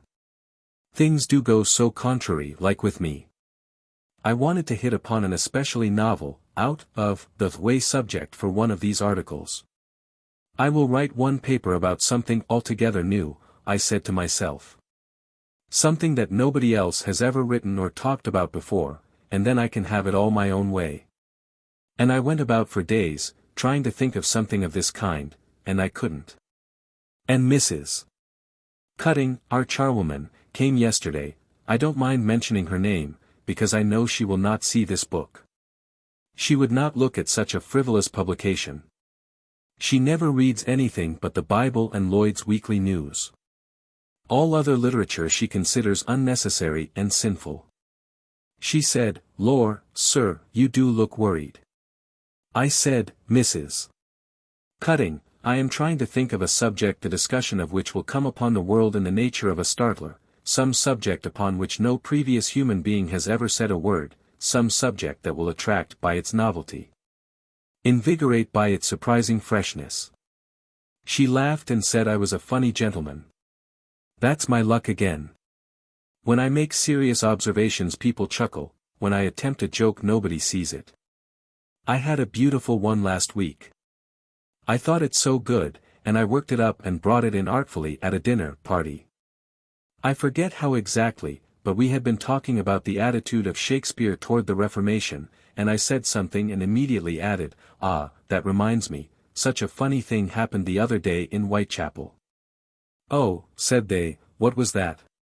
Oh, 'twas awfully funny, I replied, beginning to giggle myself, it will make you roar, and I told it them. There was dead silence when I finished, it was one of those long jokes, too, and then, at last, somebody said, and that was the joke. I assured them that it was, and they were very polite and took my word for it. All but one old gentleman at the other end of the table, who wanted to know which was the joke, what he said to her or what she said to him, and we argued it out. Some people are too much the other way. I knew a fellow once whose natural tendency to laugh at everything was so strong that if you wanted to talk seriously to him, you had to explain beforehand that what you were going to say would not be amusing. Unless you got him to clearly understand this, he would go off into fits of merriment over every word you uttered. I have known him on being asked the time stop short in the middle of the road, slap his leg, and burst into a roar of laughter. One never dared say anything really funny to that man. A good joke would have killed him on the spot. In the present instance I vehemently repudiated the accusation of frivolity, and pressed Mrs. Cutting for practical ideas. She then became thoughtful and hazarded samplers, saying that she never heard them spoken much of now, but that they used to be all the rage when she was a girl. I declined samplers and begged her to think again. She pondered a long while, with a tea tray in her hands, and at last suggested the weather, which she was sure had been most trying of late. And ever since that idiotic suggestion I have been unable to get the weather out of my thoughts or anything else in. It certainly is most wretched weather. At all events it is so now at the time I am writing, and if it isn't particularly unpleasant when I come to be read it soon will be. It always is wretched weather according to us. The weather is like the government, always in the wrong. In summer time we say it is stifling, in winter that it is killing, in spring and autumn we find fault with it for being neither one thing or the other and wish it would make up its mind. If it is fine we say the country is being ruined for want of rain, if it does rain we pray for fine weather. If December passes without snow, we indignantly demand to know what has become of our good old-fashioned winters, and talk as if we had been cheated out of something we had bought and paid for. And when it does snow, our language is a disgrace to a Christian nation. We shall never be content until each man makes his own weather and keeps it to himself. If that cannot be arranged, we would rather do without it altogether. Yet I think it is only to us in cities that all weather is so unwelcome. In her own home, the country, nature is sweet in all her moods. What can be more beautiful than the snow, falling big with mystery in silent softness, decking the fields and trees with white as if for a fairy wedding? And how delightful is a walk when the frozen ground rings beneath our swinging tread, when our blood tingles in the rare keen air, and the sheep, dogs' distant bark and children's laughter peals faintly clear like alpine bells across the open hills. And then skating. Scudding with wings of steel across the swaying ice, making whirring music as we fly. And oh, how dainty is spring, nature at sweet 18. When the little hopeful leaves peep out so fresh and green, so pure and bright, like young lives pushing shyly out into the bustling world. When the fruit tree blossoms, pink and white, like village maidens in their Sunday frocks, hide each whitewashed cottage in a cloud of fragile splendor, and the cuckoo's note upon the breeze is wafted through the woods. And summer, with its deep dark green and drowsy hum, when the rain drops whisper solemn secrets to the listening leaves and the twilight lingers in the lanes. And autumn. Ah, how sadly fair, with its golden glow and the dying grandeur of its tinted woods, its blood-red sunsets and its ghostly evening mists, with its busy murmur of reapers, and its laden orchards, and the calling of the gleaners. And the festivals of praise. The very rain, and sleet, and hail seem only nature's useful servants when found doing their simple duties in the country, and the east wind himself is nothing worse than a boisterous friend when we meet him between the hedge rows. But in the city where the painted stucco blisters under the smoky sun, and the sooty rain brings slush and mud, and the snow lies piled in dirty heaps, and the chill blasts whistle down dingy streets and shriek round flaring gas-lit corners. No face of nature charms us. Weather in towns is like a skylark in a counting house, out of place and in the way. Towns ought to be covered in, warmed by hot water pipes, and lighted by electricity. The weather is a country lass and does not appear to advantage in town. We liked well enough to flirt with her in the hay field, but she does not seem so fascinating when we meet her in Pall Mall. There is too much of her there. The frank, free laugh and hearty voice that sounded so pleasant in the dairy jars against the artificiality of town-bred life, and her ways become exceedingly trying. Just lately she has been favoring us with almost incessant rain for about 3 weeks, and I am a demned damp, moist, unpleasant body, as Mr. Mantalini puts it. Our next-door neighbor comes out in the back garden every now and then and says it's doing the country a world of good, not his coming out into the back garden, but the weather. He doesn't understand anything about it, but ever since he started a cucumber frame last summer he has regarded himself in the light of an agriculturist. And talks in this absurd way with the idea of impressing the rest of the terrace with the notion that he is a retired farmer. I can only hope that for this once he is correct, and that the weather really is doing good to something, because it is doing me a considerable amount of damage. It is spoiling both my clothes and my temper. The latter I can afford, as I have a good supply of it, but it wounds me to the quick to see my dear old hats and trousers sinking, prematurely worn and aged, beneath the cold world's blasts and snows. There is my new spring suit, too. A beautiful suit it was, and now it is hanging up so bespattered with mud I can't bear to look at it. That was Jim's fault, that was. I should never have gone out in it that night if it had not been for him. I was just trying it on when he came in. He threw up his arms with a wild yell the moment he caught sight of it, and exclaimed that he had got M again. I said, "Does it fit all right behind?" "Spiffin, old man," he replied. And then he wanted to know if I was coming out. I said no at first, but he overruled me. He said that a man with a suit like that had no right to stop indoors. Every citizen, said he, owes a duty to the public. Each one should contribute to the general happiness as far as lies in his power. Come out and give the girls a treat. Jim is slangy. I don't know where he picks it up. It certainly is not from me. I said, "Do you think it will really please them?" He said it would be like a day in the country to them. That decided me. It was a lovely evening and I went.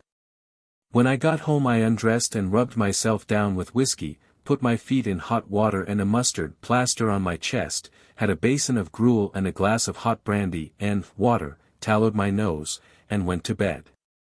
These prompt and vigorous measures, aided by a naturally strong constitution, were the means of preserving my life, but as for the suit. Well, there, it isn't a suit, it's a splash board. And I did fancy that suit, too. But that's just the way. I never do get particularly fond of anything in this world but what something dreadful happens to it. I had a tame rat when I was a boy, and I loved that animal as only a boy would love an old water rat. And one day it fell into a large dish of gooseberry fool that was standing to cool in the kitchen, and nobody knew what had become of the poor creature until the second helping. I do hate wet weather in town. At least, it is not so much the wet as the mud that I object to. Somehow or other I seem to possess an irresistible alluring power over mud. I have only to show myself in the street on a muddy day to be half smothered by it. It all comes of being so attractive, as the old lady said when she was struck by lightning.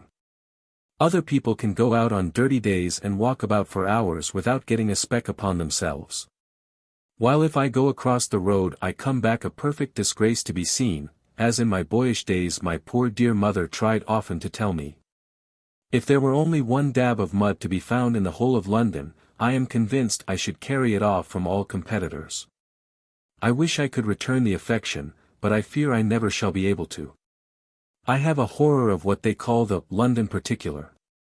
I feel miserable and muggy all through a dirty day, and it is quite a relief to pull one's clothes off and get into bed, out of the way of it all.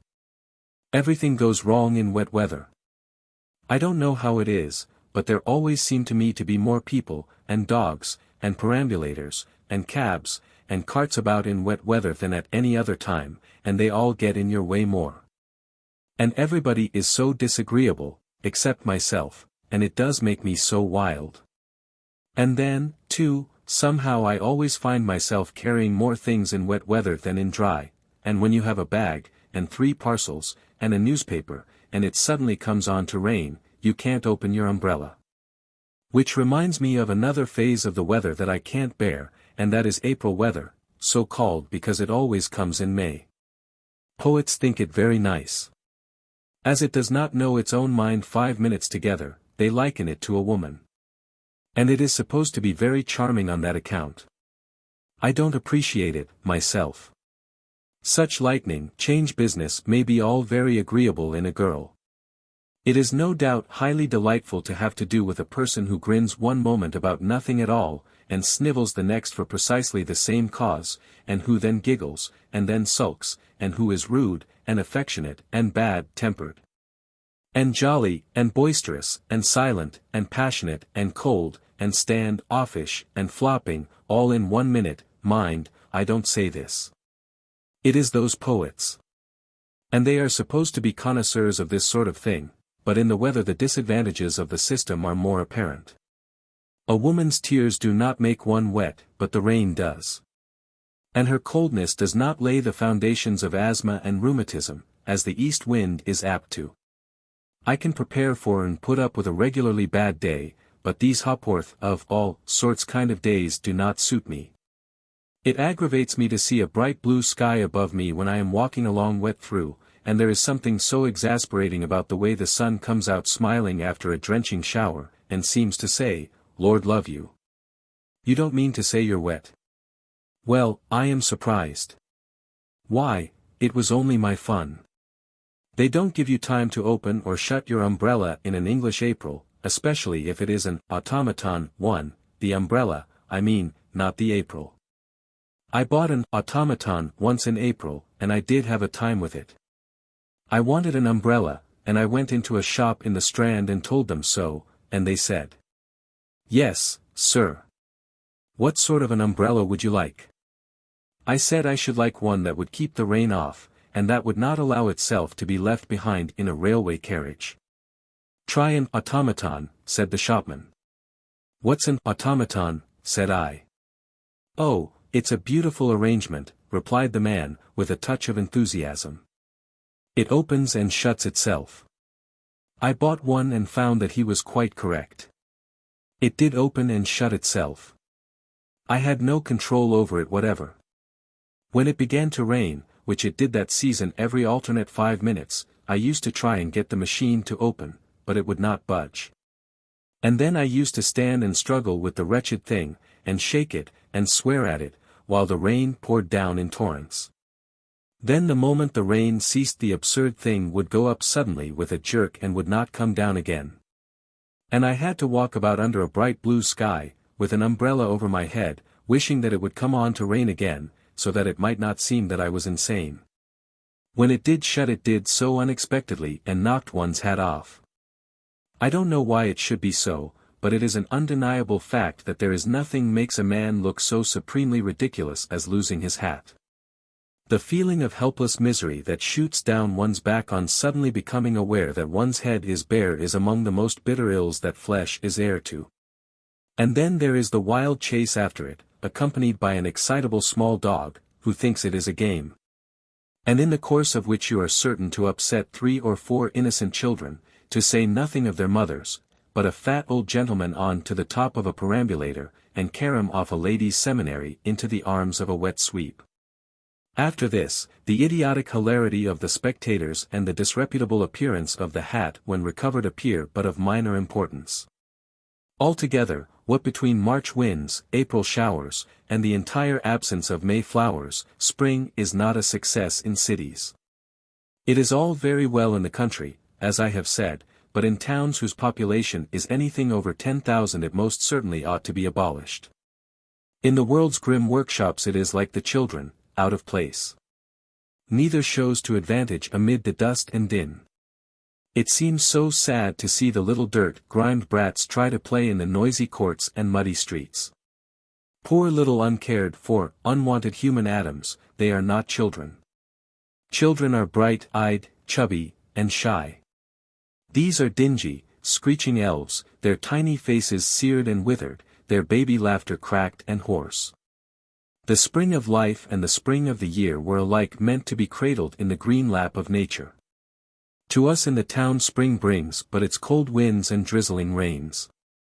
We must seek it among the leafless woods and the brambly lanes, on the heathy moors and the great still hills, if we want to feel its joyous breath and hear its silent voices. There is a glorious freshness in the spring there.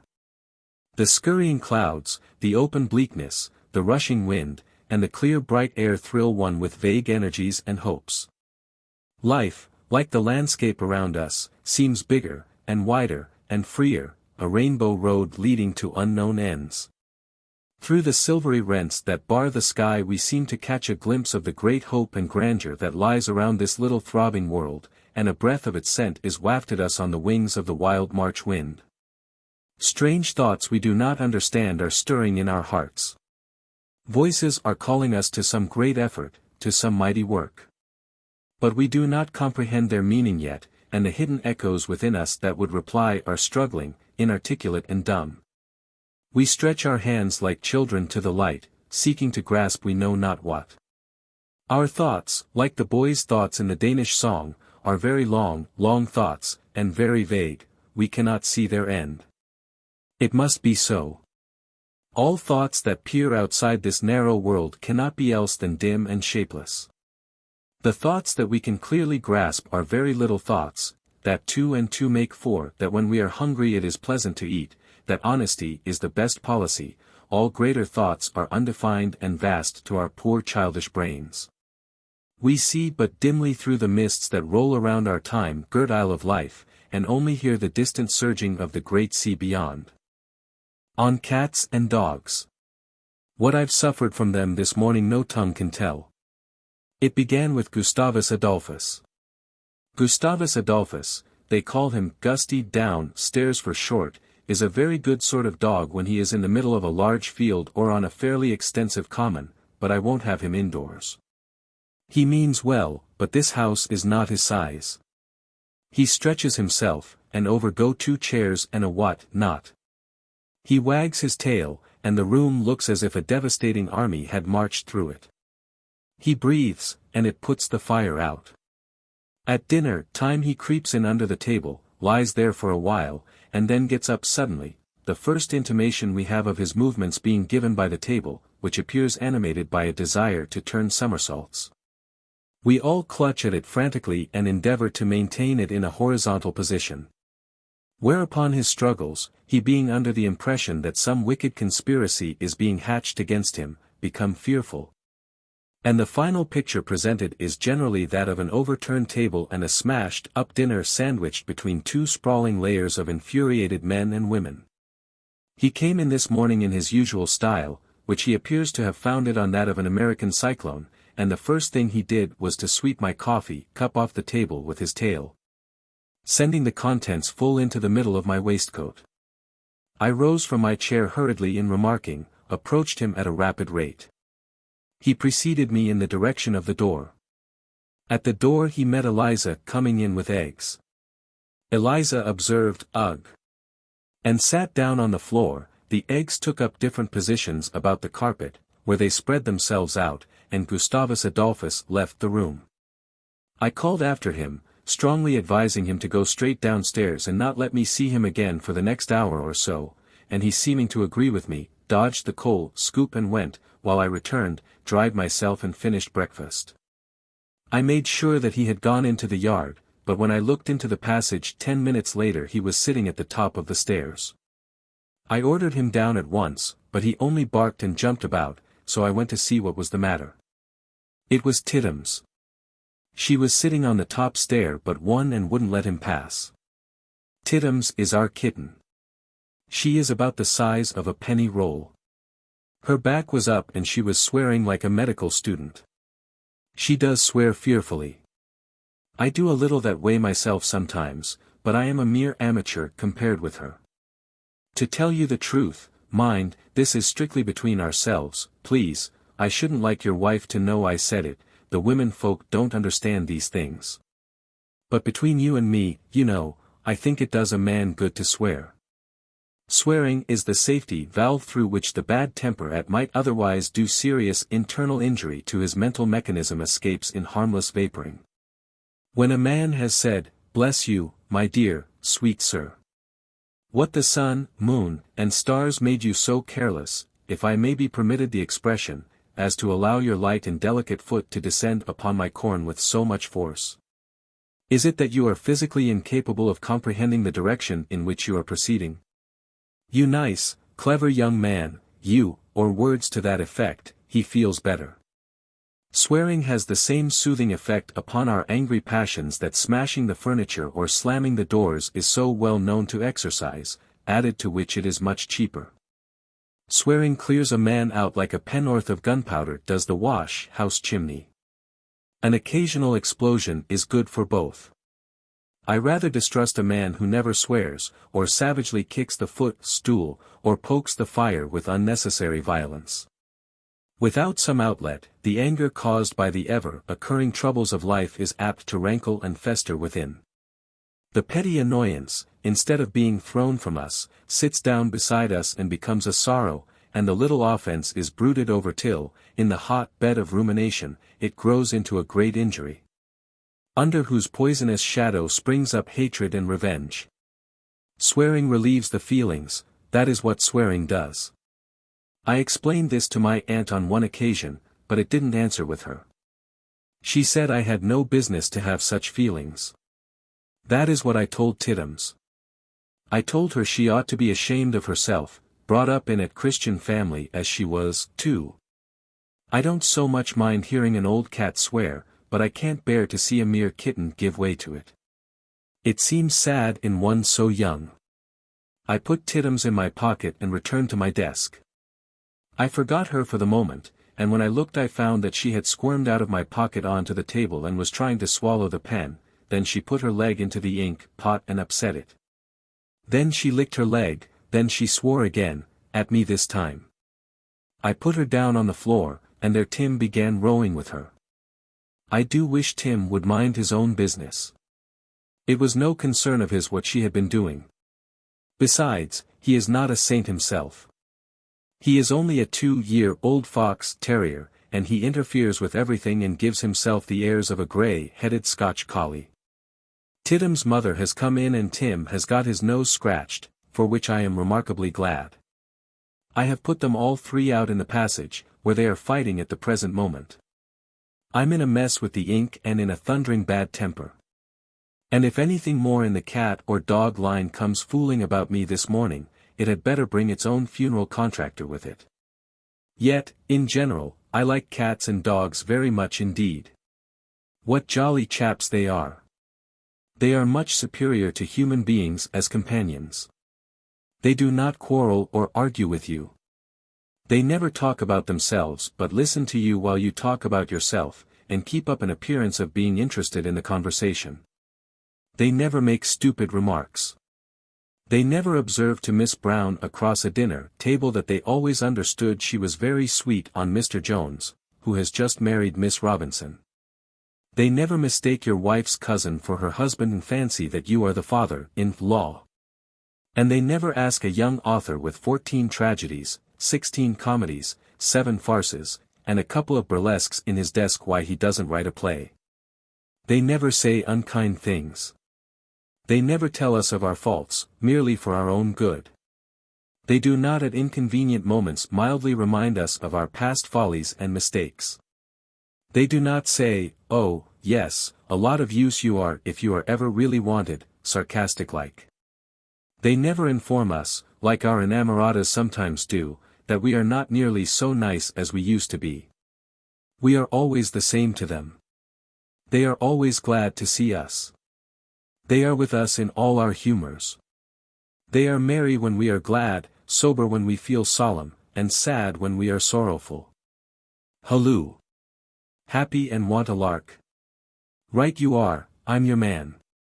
Here I am, frisking round you, leaping, barking, pirouetting, ready for any amount of fun and mischief. Look at my eyes if you doubt me. What shall it be? A romp in the drawing room and never mind the furniture, or a scamper in the fresh, cool air, a scud across the fields and down the hill, and won't we let old Gaffer Goggles Geese know what time o' day it is, neither. Whoop! Come along. Or you'd like to be quiet and think. Very well. Pussy can sit on the arm of the chair and purr, and Montmorency will curl himself up on the rug and blink at the fire, yet keeping one eye on you the while, in case you are seized with any sudden desire in the direction of rats. And when we bury our face in our hands and wish we had never been born, they don't sit up very straight and observe that we have brought it all upon ourselves. They don't even hope it will be a warning to us. But they come up softly and shove their heads against us. If it is a cat, she stands on your shoulder, rumples your hair, and says, "Lor, I am sorry for you, old man," as plain as words can speak. And if it is a dog, he looks up at you with his big, true eyes and says with them, "Well, you've always got me, you know. We'll go through the world together and always stand by each other, won't we?" He is very imprudent, a dog is. He never makes it his business to inquire whether you are in the right or in the wrong, never bothers as to whether you are going up or down upon life's ladder, never asks whether you are rich or poor, silly or wise, sinner or saint. You are his pal. That is enough for him, and come luck or misfortune, good repute or bad, honor or shame, he is going to stick to you, to comfort you, guard you, and give his life for you if need be, foolish, brainless, soulless dog. Ah! Old stanch friend, with your deep, clear eyes and bright, quick glances, that take in all one has to say before one has time to speak it, do you know you are only an animal and have no mind? Do you know that dull-eyed, sodden lout leaning against the post out there is immeasurably your intellectual superior?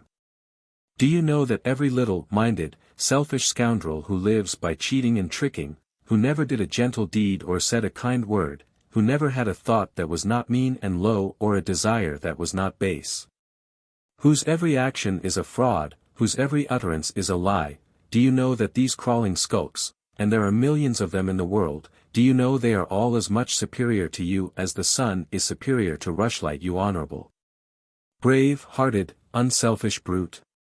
They are men, you know, and men are the greatest, and noblest, and wisest, and best beings in the whole vast eternal universe.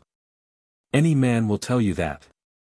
Yes, poor doggy, you are very stupid indeed, compared with us clever men, who understand all about politics and philosophy, and who know everything, in short, except what we are and where we came from and whither we are going.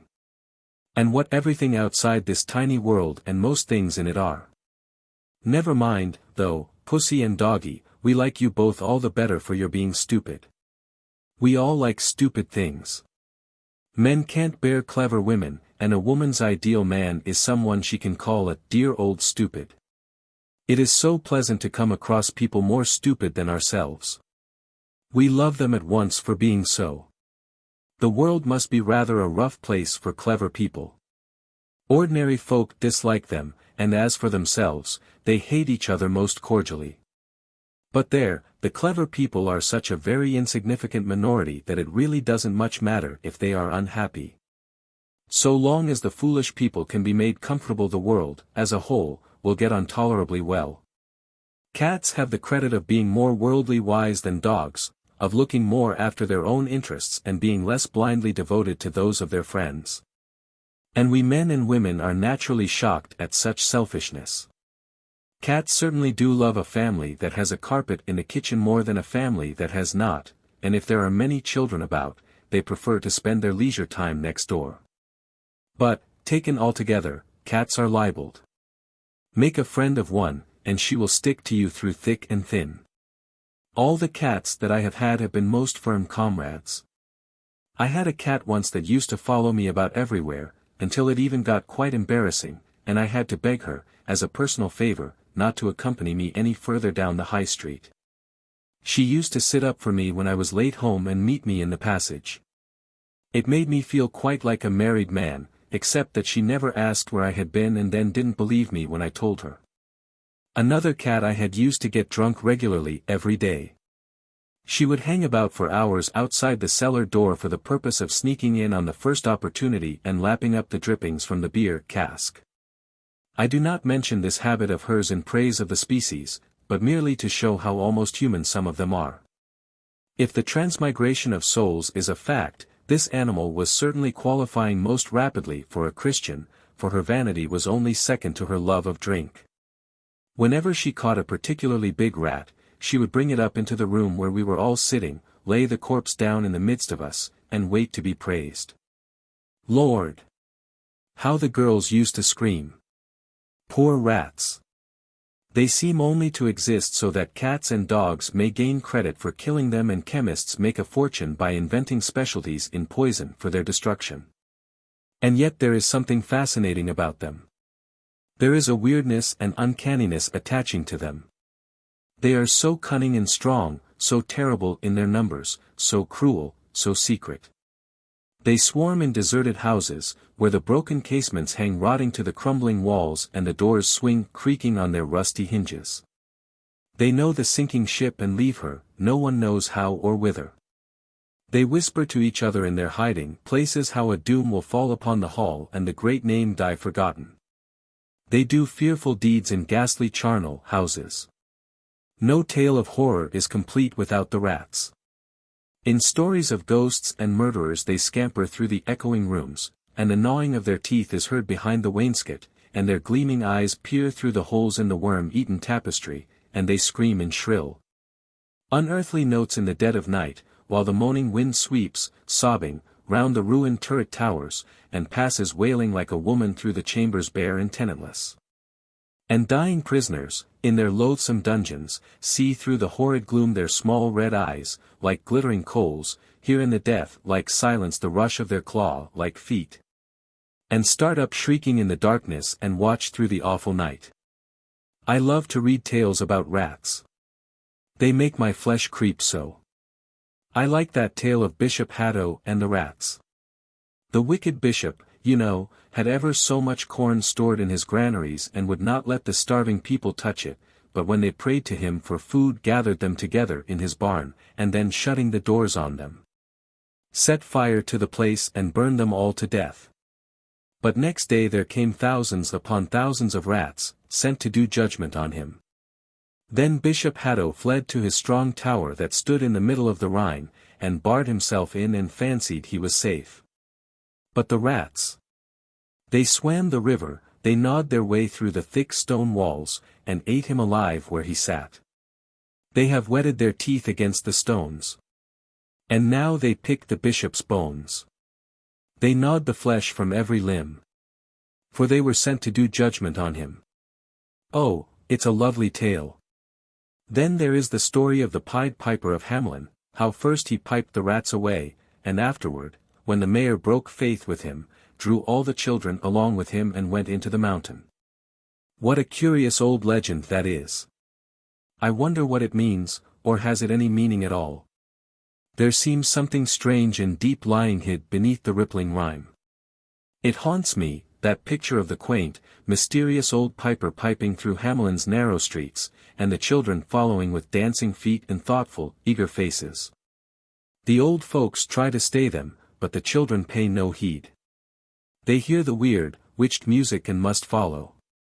The games are left unfinished and the playthings drop from their careless hands. They know not whither they are hastening. The mystic music calls to them, and they follow, heedless and unasking where. It stirs and vibrates in their hearts and other sounds grow faint. So they wander through Pied Piper Street away from Hamelin town. I get thinking sometimes if the Pied Piper is really dead, or if he may not still be roaming up and down our streets and lanes, but playing now so softly that only the children hear him. Why do the little faces look so grave and solemn when they pause a while from romping, and stand, deep-wrapped, with straining eyes? They only shake their curly heads and dart back laughing to their playmates when we question them. But I fancy myself they have been listening to the magic music of the old Pied Piper, and perhaps with those bright eyes of theirs have even seen his odd, fantastic figure gliding unnoticed through the whirl and throng. Even we grown-up children hear his piping now and then. But the yearning notes are very far away, and the noisy, blustering world is always bellowing so loud it drowns the dreamlike melody. One day the sweet, sad strains will sound out full and clear, and then we too shall, like the little children, throw our playthings all aside and follow. The loving hands will be stretched out to stay us, and the voices we have learned to listen for will cry to us to stop. But we shall push the fond arms gently back and pass out through the sorrowing house and through the open door. For the wild, strange music will be ringing in our hearts, and we shall know the meaning of its song by then. I wish people could love animals without getting maudlin over them, as so many do. Women are the most hardened offenders in such respects, but even our intellectual sex often degrade pets into nuisances by absurd idolatry. There are the gushing young ladies who, having read David Copperfield, have thereupon sought out a small, long-haired dog of nondescript breed, possessed of an irritating habit of criticizing a man's trousers, and of finally commenting upon the same by a sniff indicative of contempt and disgust. They talk sweet girlish prattle to this animal, when there is any one near enough to overhear them, and they kiss its nose, and put its unwashed head up against their cheek in a most touching manner. Though I have noticed that these caresses are principally performed when there are young men hanging about. Then there are the old ladies who worship a fat poodle, scant of breath and full of fleas. I knew a couple of elderly spinsters once who had a sort of German sausage on legs which they called a dog between them. They used to wash its face with warm water every morning. It had a mutton cutlet regularly for breakfast. And on Sundays, when one of the ladies went to church, the other always stopped at home to keep the dog company. There are many families where the whole interest of life is centered upon the dog. Cats, by the way, rarely suffer from excess of adulation. A cat possesses a very fair sense of the ridiculous, and will put her paw down kindly but firmly upon any nonsense of this kind. Dogs, however, seem to like it. They encourage their owners in the tomfoolery, and the consequence is that in the circles I am speaking of what dear Fido has done, does do, will do, won't do, can do, can't do, was doing, is going to do, shall do, shan't do, and is about to be going to have done is the continual theme of discussion from morning till night. All the conversation, consisting, as it does, of the very dregs of imbecility, is addressed to this confounded animal. The family sit in a row all day long, watching him, commenting upon his actions, telling each other anecdotes about him, recalling his virtues, and remembering with tears how one day they lost him for 2 whole hours. On which occasion he was brought home in a most brutal manner by the butcher boy, who had been met carrying him by the scruff of his neck with one hand, while soundly cuffing his head with the other. After recovering from these bitter recollections, they vie with each other in bursts of admiration for the brute, until some more than usually enthusiastic member, unable any longer to control his feelings, swoops down upon the unhappy quadruped in a frenzy of affection, clutches it to his heart, and slobbers over it. Whereupon the others, mad with envy, rise up, and seizing as much of the dog as the greed of the first one has left to them, murmur praise and devotion. Among these people everything is done through the dog. If you want to make love to the eldest daughter, or get the old man to lend you the garden roller, or the mother to subscribe to the Society for the Suppression of Solo Cornet Players in Theatrical Orchestras, it's a pity there isn't one, anyhow. You have to begin with the dog. You must gain its approbation before they will even listen to you, and if, as is highly probable, the animal, whose frank, doggy nature has been warped by the unnatural treatment he has received, responds to your overtures of friendship by viciously snapping at you, your cause is lost forever. If Fido won't take to any one, the father has thoughtfully remarked beforehand, I say that man is not to be trusted. You know, Maria, how often I have said that. Ah! He knows, bless him. Drat him. And to think that the surly brute was once an innocent puppy, all legs and head, full of fun and play, and burning with ambition to become a big, good dog and bark like mother. Ah me! Life sadly changes us all. The world seems a vast horrible grinding machine, into which what is fresh and bright and pure is pushed at one end, to come out old and crabbed and wrinkled at the other. Look even at Pussy's sober sides, with her dull, sleepy glance, her grave, slow walk, and dignified, prudish airs. Who could ever think that once she was the blue-eyed, whirling, scampering, head over heels, mad little firework that we call a kitten? What marvelous vitality a kitten has! It is really something very beautiful the way life bubbles over in the little creatures. They rush about, and mew, and spring. Dance on their hind legs, embrace everything with their front ones, roll over and over, lie on their backs and kick. They don't know what to do with themselves, they are so full of life. Can you remember, reader, when you and I felt something of the same sort of thing? Can you remember those glorious days of fresh young manhood, how, when coming home along the moonlit road, we felt too full of life for sober walking, and had to spring and skip, and wave our arms, and shout till belated farmers' wives thought, and with good reason, too, that we were mad, and kept close to the hedge, while we stood and laughed aloud to see them scuttle off so fast and made their blood run cold with a wild parting whoop. And the tears came, we knew not why. Oh, that magnificent young life! That crowned us kings of the earth, that rushed through every tingling vein till we seemed to walk on air, that thrilled through our throbbing brains and told us to go forth and conquer the whole world. That welled up in our young hearts till we longed to stretch out our arms and gather all the toiling men and women and the little children to our breast and love them all, all. Ah! They were grand days, those deep, full days, when our coming life, like an unseen organ, pealed strange, yearnful music in our ears, and our young blood cried out like a war horse for the battle. Ah, our pulse beats slow and steady now, and our old joints are rheumatic, and we love our easy chair and pipe and sneer at boys' enthusiasm. But oh for one brief moment of that God-like life again. On being shy. All great literary men are shy. I am myself, though I am told it is hardly noticeable. I am glad it is not. It used to be extremely prominent at one time, and was the cause of much misery to myself and discomfort to every one about me. My lady friends especially complained most bitterly about it. A shy man's lot is not a happy one. The men dislike him, the women despise him, and he dislikes and despises himself. Use brings him no relief, and there is no cure for him except time, though I once came across a delicious recipe for overcoming the misfortune. It appeared among the Answers to Correspondence, in a small weekly journal and ran as follows: I have never forgotten it. Adopt an easy and pleasing manner, especially toward ladies. Poor wretch! I can imagine the grin with which he must have read that advice. Adopt an easy and pleasing manner, especially toward ladies, forsooth. Don't you adopt anything of the kind, my dear young shy friend. Your attempt to put on any other disposition than your own will infallibly result in your becoming ridiculously gushing and offensively familiar. Be your own natural self, and then you will only be thought to be surly and stupid. The shy man does have some slight revenge upon society for the torture it inflicts upon him. He is able, to a certain extent, to communicate his misery. He frightens other people as much as they frighten him. He acts like a damper upon the whole room, and the most jovial spirits become in his presence depressed and nervous.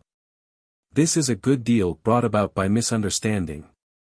Many people mistake the shy man's timidity for overbearing arrogance and are awed and insulted by it. His awkwardness is resented as insolent carelessness, and when, terror-stricken at the first word addressed to him, the blood rushes to his head and the power of speech completely fails him. He is regarded as an awful example of the evil effects of giving way to passion. But, indeed, to be misunderstood is the shy man's fate on every occasion, and whatever impression he endeavors to create, he is sure to convey its opposite. When he makes a joke, it is looked upon as a pretended relation of fact and his want of veracity much condemned. His sarcasm is accepted as his literal opinion and gains for him the reputation of being an ass, while if, on the other hand, wishing to ingratiate himself, he ventures upon a little bit of flattery, it is taken for satire and he is hated ever afterward. These and the rest of a shy man's troubles are always very amusing to other people, and have afforded material for comic writing from time immemorial. But if we look a little deeper we shall find there is a pathetic, one might almost say a tragic, side to the picture. A shy man means a lonely man, a man cut off from all companionship, all sociability.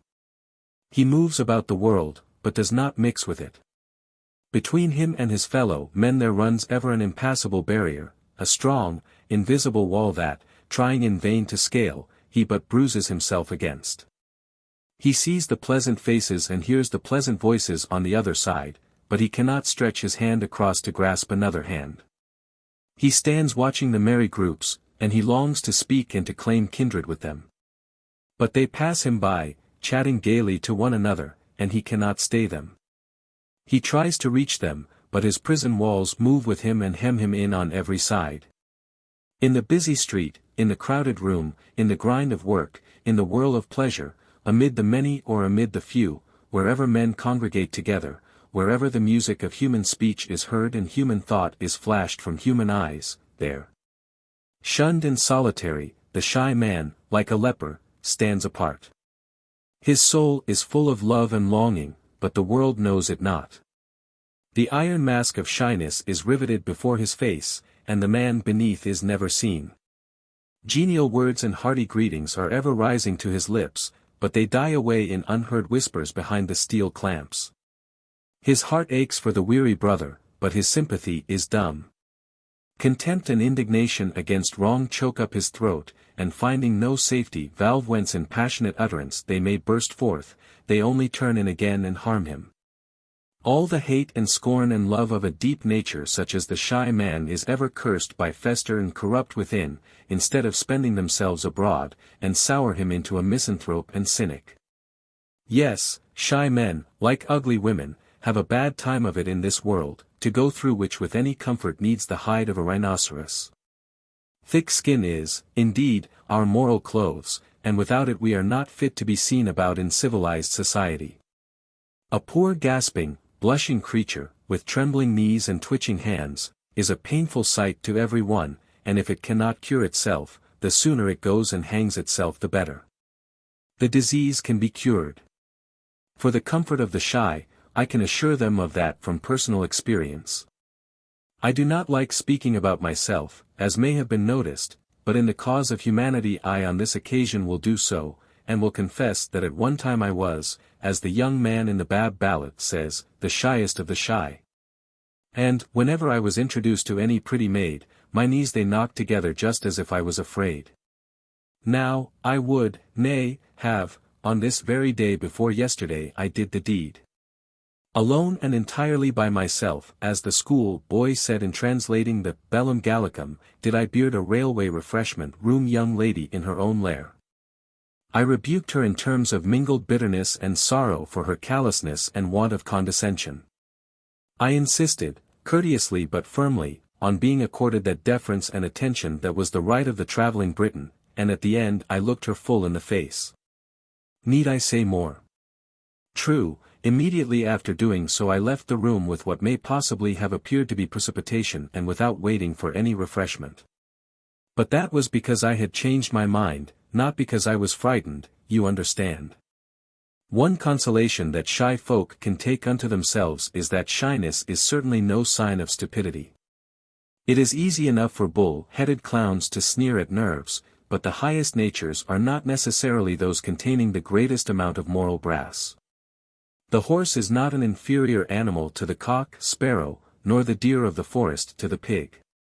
Shyness simply means extreme sensibility, and has nothing whatever to do with self-consciousness or with conceit, though its relationship to both is continually insisted upon by the Pole-Parrot school of philosophy. Conceit, indeed, is the quickest cure for it. When it once begins to dawn upon you that you are a good deal cleverer than anyone else in this world, bashfulness becomes shocked and leaves you. When you can look round a roomful of people and think that each one is a mere child in intellect compared with yourself, you feel no more shy of them than you would of a select company of magpies or orang-outangs. Conceit is the finest armor that a man can wear. Upon its smooth, impenetrable surface the puny dagger thrusts of spite and envy glance harmlessly aside. Without that breast plate the sword of talent cannot force its way through the battle of life, for blows have to be borne as well as dealt. I do not, of course, speak of the conceit that displays itself in an elevated nose and a falsetto voice. That is not real conceit, that is only playing at being conceited, like children play at being kings and queens and go strutting about with feathers and long trains. Genuine conceit does not make a man objectionable. On the contrary, it tends to make him genial, kind-hearted, and simple. He has no need of affectation. He is far too well satisfied with his own character, and his pride is too deep-seated to appear at all on the outside. Careless alike of praise or blame, he can afford to be truthful. Too far, in fancy, above the rest of mankind to trouble about their petty distinctions, he is equally at home with duke or costermonger. And valuing no one's standard but his own, he is never tempted to practice that miserable pretense that less self-reliant people offer up as an hourly sacrifice to the god of their neighbor's opinion. The shy man, on the other hand, is humble, modest of his own judgment and over-anxious concerning that of others. But this in the case of a young man is surely right enough. His character is unformed. It is slowly evolving itself out of a chaos of doubt and disbelief. Before the growing insight and experience the diffidence recedes. A man rarely carries his shyness past the hobbledehoy period. Even if his own inward strength does not throw it off, the rubbings of the world generally smooth it down. You scarcely ever meet a really shy man, except in novels or on the stage, where, by the by, he is much admired, especially by the women. There, in that supernatural land, he appears as a fair-haired and saint-like young man. Fair hair and goodness always go together on the stage. No respectable audience would believe in one without the other. I knew an actor who mislaid his wig once and had to rush on to play the hero in his own hair, which was jet black, and the gallery howled at all his noble sentiments under the impression that he was the villain. He, the shy young man, loves the heroine, oh so devotedly, but only in asides, for he dare not tell her of it, and he is so noble and unselfish, and speaks in such a low voice, and is so good to his mother. And the bad people in the play, they laugh at him and jeer at him, but he takes it all so gently, and in the end it transpires that he is such a clever man, though nobody knew it, and then the heroine tells him she loves him, and he is so surprised. And oh, so happy. And everybody loves him and asks him to forgive them, which he does in a few well-chosen and sarcastic words, and blesses them, and he seems to have generally such a good time of it that all the young fellows who are not shy long to be shy. But the really shy man knows better. He knows that it is not quite so pleasant in reality. He is not quite so interesting there as in the fiction. He is a little more clumsy and stupid and a little less devoted and gentle, and his hair is much darker, which, taken altogether, considerably alters the aspect of the case. The point where he does resemble his ideal is in his faithfulness. I am fully prepared to allow the shy young man that virtue, he is constant in his love. But the reason is not far to seek. The fact is it exhausts all his stock of courage to look one woman in the face, and it would be simply impossible for him to go through the ordeal with a second. He stands in far too much dread of the whole female sex to want to go gaddying about with many of them. One is quite enough for him. Now, it is different with the young man who is not shy. He has temptations which his bashful brother never encounters. He looks around and everywhere sees roguish eyes and laughing lips. What more natural than that amid so many roguish eyes and laughing lips he should become confused and, forgetting for the moment which particular pair of roguish eyes and laughing lips it is that he belongs to, go off making love to the wrong set. The shy man, who never looks at anything but his own boots, sees not and is not tempted. Happy shy man. Not but what the shy man himself would much rather not be happy in that way. He longs to go it with the others, and curses himself every day for not being able to. He will now and again, screwing up his courage by a tremendous effort, plunge into roguishness. But it is always a terrible fiasco, and after one or two feeble flounders he crawls out again, limp and pitiable. I say, pitiable, though I am afraid he never is pitied. There are certain misfortunes which, while inflicting a vast amount of suffering upon their victims, gain for them no sympathy. Losing an umbrella, falling in love, toothache, black eyes, and having your hat sat upon may be mentioned as a few examples, but the chief of them all is shyness. The shy man is regarded as an animate joke. His tortures are the sport of the drawing-room arena and are pointed out and discussed with much gusto. Look, cry his tittering audience to each other, he's blushing. Just watch his legs, says one. Do you notice how he is sitting? Adds another, right on the edge of the chair. Seems to have plenty of color, sneers a military-looking gentleman. Pity he's got so many hands, murmurs an elderly lady, with her own calmly folded on her lap. They quite confuse him. A yard or two off his feet wouldn't be a disadvantage, chimes in the comic man, especially as he seems so anxious to hide them. And then another suggests that with such a voice he ought to have been a sea captain. Some draw attention to the desperate way in which he is grasping his hat. Some comment upon his limited powers of conversation. Others remark upon the troublesome nature of his cough. And so on, until his peculiarities and the company are both thoroughly exhausted. His friends and relations make matters still more unpleasant for the poor boy. Friends and relations are privileged to be more disagreeable than other people. Not content with making fun of him among themselves, they insist on his seeing the joke. They mimic and caricature him for his own edification. One, pretending to imitate him, goes outside and comes in again in a ludicrously nervous manner, explaining to him afterward that that is the way he, meaning the shy fellow, walks into a room. Or, turning to him with, "This is the way you shake hands," proceeds to go through a comic pantomime with the rest of the room, taking hold of everyone's hand as if it were a hot plate and flabbily dropping it again. And then they ask him why he blushes, and why he stammers, and why he always speaks in an almost inaudible tone, as if they thought he did it on purpose. Then one of them, sticking out his chest and strutting about the room like a pouter pigeon, suggests quite seriously that that is the style he should adopt. The old man slaps him on the back and says, "Be bold, my boy. Don't be afraid of anyone."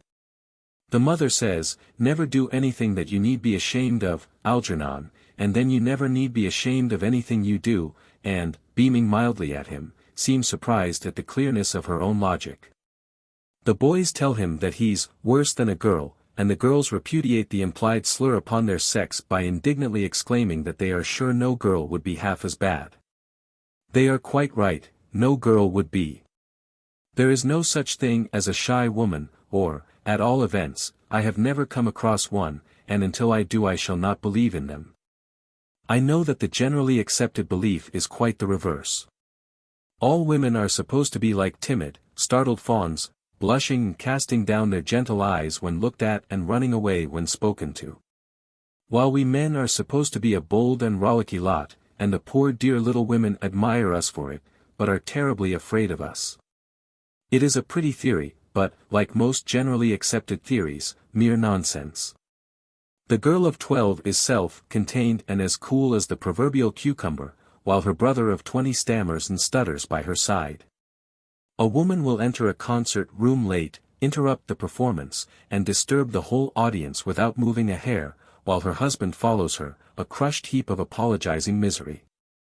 The superior nerve of women in all matters connected with love, from the casting of the first sheep's eye down to the end of the honeymoon, is too well acknowledged to need comment. Nor is the example a fair one to cite in the present instance, the positions not being equally balanced. Love is woman's business, and in business, we all lay aside our natural weaknesses. The shyest man I ever knew was a photographic tout. On babies. Oh, yes, I do, I know a lot about M. I was one myself once, though not long, not so long as my clothes. They were very long, I recollect, and always in my way when I wanted to kick. Why do babies have such yards of unnecessary clothing? It is not a riddle. I really want to know. I never could understand it. Is it that the parents are ashamed of the size of the child and wish to make believe that it is longer than it actually is? I asked a nurse once why it was. She said, "Lor, sir, they always have long clothes, bless their little hearts." And when I explained that her answer, although doing credit to her feelings, hardly disposed of my difficulty, she replied, "Lor, sir, you wouldn't have 'em in short clothes, poor little dears." And she said it in a tone that seemed to imply I had suggested some unmanly outrage. Since then I have felt shy at making inquiries on the subject, and the reason, if reason there be, is still a mystery to me. But indeed, putting them in any clothes at all seems absurd to my mind. Goodness knows there is enough of dressing and undressing to be gone through in life without beginning it before we need. And one would think that people who live in bed might at all events be spared the torture. Why wake the poor little wretches up in the morning to take one lot of clothes off, fix another lot on, and put them to bed again, and then at night haul them out once more, merely to change everything back? And when all is done, what difference is there, I should like to know, between a baby's night shirt and the thing it wears in the day time? Very likely, however, I am only making myself ridiculous. I often do, so I am informed, and I will therefore say no more upon this matter of clothes. Except only that it would be of great convenience if some fashion were adopted enabling you to tell a boy from a girl. At present it is most awkward. Neither hair, dress, nor conversation affords the slightest clue, and you are left to guess. By some mysterious law of nature you invariably guess wrong, and are thereupon regarded by all the relatives and friends as a mixture of fool and knave. The enormity of alluding to a male babe as she being only equalled by the atrocity of referring to a female infant as he. Whichever sex the particular child in question happens not to belong to is considered as beneath contempt, and any mention of it is taken as a personal insult to the family. And as you value your fair name, do not attempt to get out of the difficulty by talking of it. There are various methods by which you may achieve ignominy and shame. By murdering a large and respected family in cold blood and afterward depositing their bodies in the water company's reservoir, you will gain much unpopularity in the neighborhood of your crime. And even robbing a church will get you cordially disliked, especially by the vicar. But if you desire to drain to the dregs the fullest cup of scorn and hatred that a fellow human creature can pour out for you, let a young mother hear you call dear baby it. Your best plan is to address the article as little angel. The noun angel, being of common gender, suits the case admirably, and the epithet is sure of being favorably received. Pet, or beauty, are useful for variety's sake, but angel is the term that brings you the greatest credit for sense and good feeling. The word should be preceded by a short giggle and accompanied by as much smile as possible. And whatever you do, don't forget to say that the child has got its father's nose. This fetches the parents, if I may be allowed a vulgarism, more than anything. They will pretend to laugh at the idea at first and will say, "Oh, nonsense." You must then get excited and insist that it is a fact. You need have no conscientious scruples on the subject, because the thing's nose really does resemble its father's, at all events quite as much as it does anything else in nature, being, as it is, a mere smudge. Do not despise these hints, my friends. There may come a time when, with Mama on one side and Grandmama on the other, a group of admiring young ladies, not admiring you, though, behind, and a bald-headed dab of humanity in front. You will be extremely thankful for some idea of what to say. A man, an unmarried man, that is never seen to such disadvantage as when undergoing the ordeal of seeing baby. A cold shudder runs down his back at the bare proposal, and the sickly smile with which he says how delighted he shall be ought surely to move even a mother's heart, unless, as I am inclined to believe, the whole proceeding is a mere device adopted by wives to discourage the visits of bachelor friends. It is a cruel trick, though, whatever its excuse may be. The bell is rung and somebody sent to tell nurse to bring baby down. This is the signal for all the females present to commence talking, baby, during which time you are left to your own sad thoughts and the speculations upon the practicability of suddenly recollecting an important engagement. And the likelihood of your being believed if you do. Just when you have concocted an absurdly implausible tale about a man outside, the door opens, and a tall, severe-looking woman enters, carrying what at first sight appears to be a particularly skinny bolster, with the feathers all at one end. Instinct, however, tells you that this is the baby, and you rise with a miserable attempt at appearing eager. When the first gush of feminine enthusiasm with which the object in question is received has died out, and the number of ladies talking at once has been reduced to the ordinary 4 or 5, the circle of fluttering petticoats divides. And room is made for you to step forward.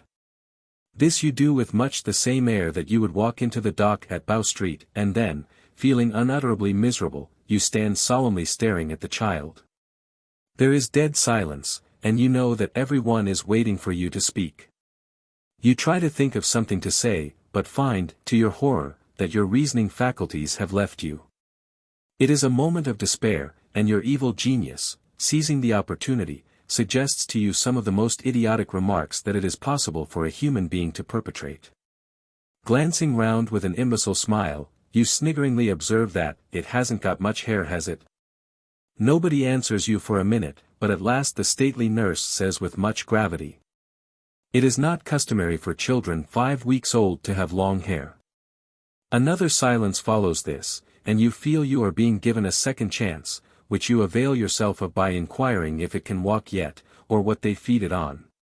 By this time you have got to be regarded as not quite right in your head, and pity is the only thing felt for you. The nurse, however, is determined that, insane or not, there shall be no shirking and that you shall go through your task to the end. In the tones of a high priestess directing some religious mystery she says, holding the bundle toward you, "Take her in your arms, sir. You are too crushed to offer any resistance and so meekly accept the burden. Put your arm more down her middle, sir," says the high priestess, and then all step back and watch you intently as though you were going to do a trick with it. What to do you know no more than you did what to say. It is certain something must be done, and the only thing that occurs to you is to heave the unhappy infant up and down to the accompaniment of "Doopsie Daisy," or some remark of equal intelligence. "I wouldn't jig her, sir, if I were you," says the nurse, "a very little upsets her."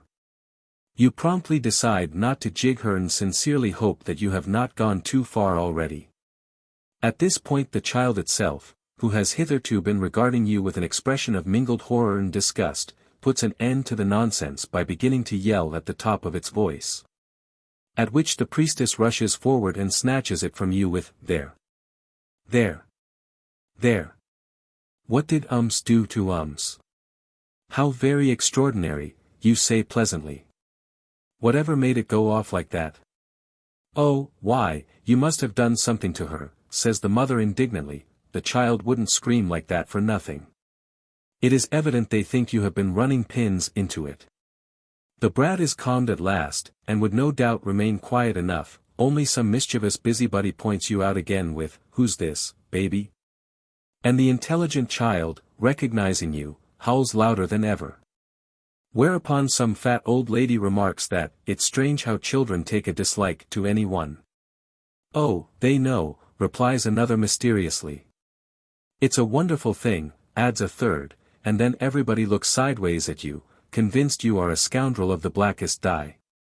And they glory in the beautiful idea that your true character, unguessed by your fellow men, has been discovered by the untaught instinct of a little child. Babies, though, with all their crimes and errors, are not without their use, not without use, surely, when they fill an empty heart, not without use when, at their call, sunbeams of love break through care-clouded faces. Not without use when their little fingers press wrinkles into smiles. Odd little people. They are the unconscious comedians of the world's great stage. They supply the humor in life's all too heavy drama. Each one, a small but determined opposition to the order of things in general, is forever doing the wrong thing at the wrong time, in the wrong place and in the wrong way. The nurse girl who sent Jenny to see what Tommy and Toddy were doing and tell him they mustn't, new infantile nature. Give an average baby a fair chance, and if it doesn't do something it oughtn't to, a doctor should be called in at once. They have a genius for doing the most ridiculous things, and they do them in a grave, stoical manner that is irresistible.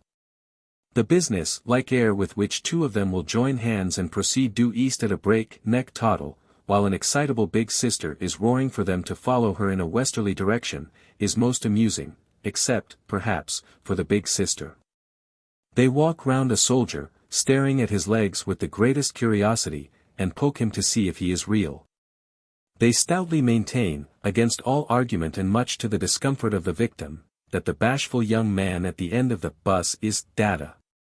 A crowded street corner suggests itself to their minds as a favorable spot for the discussion of family affairs at a shrill treble. When in the middle of crossing the road they are seized with a sudden impulse to dance, and the doorstep of a busy shop is the place they always select for sitting down and taking off their shoes. When at home they find the biggest walking stick in the house or an umbrella, open preferred, of much assistance in getting upstairs. They discover that they love Mary and at the precise moment and that faithful domestic is black leading the stove, and nothing will relieve their feelings but to embrace her then and there. With regard to food, their favorite dishes are Coke and cat's meat. They nurse Pussy upside down, and they show their affection for the dog by pulling his tail. They are a deal of trouble, and they make a place untidy and they cost a lot of money to keep, but still you would not have the house without them. It would not be home without their noisy tongues and their mischief-making hands. Would not the rooms seem silent without their pattering feet, and might not you stray apart if no prattling voices called you together? It should be so, and yet I have sometimes thought the tiny hand seemed as a wedge, dividing. It is a bearish task to quarrel with that purest of all human affections, that perfecting touch to a woman's life, a mother's love. It is a holy love, that we coarser, fibered men can hardly understand, and I would not be deemed to lack reverence for it when I say that surely it need not swallow up all other affection.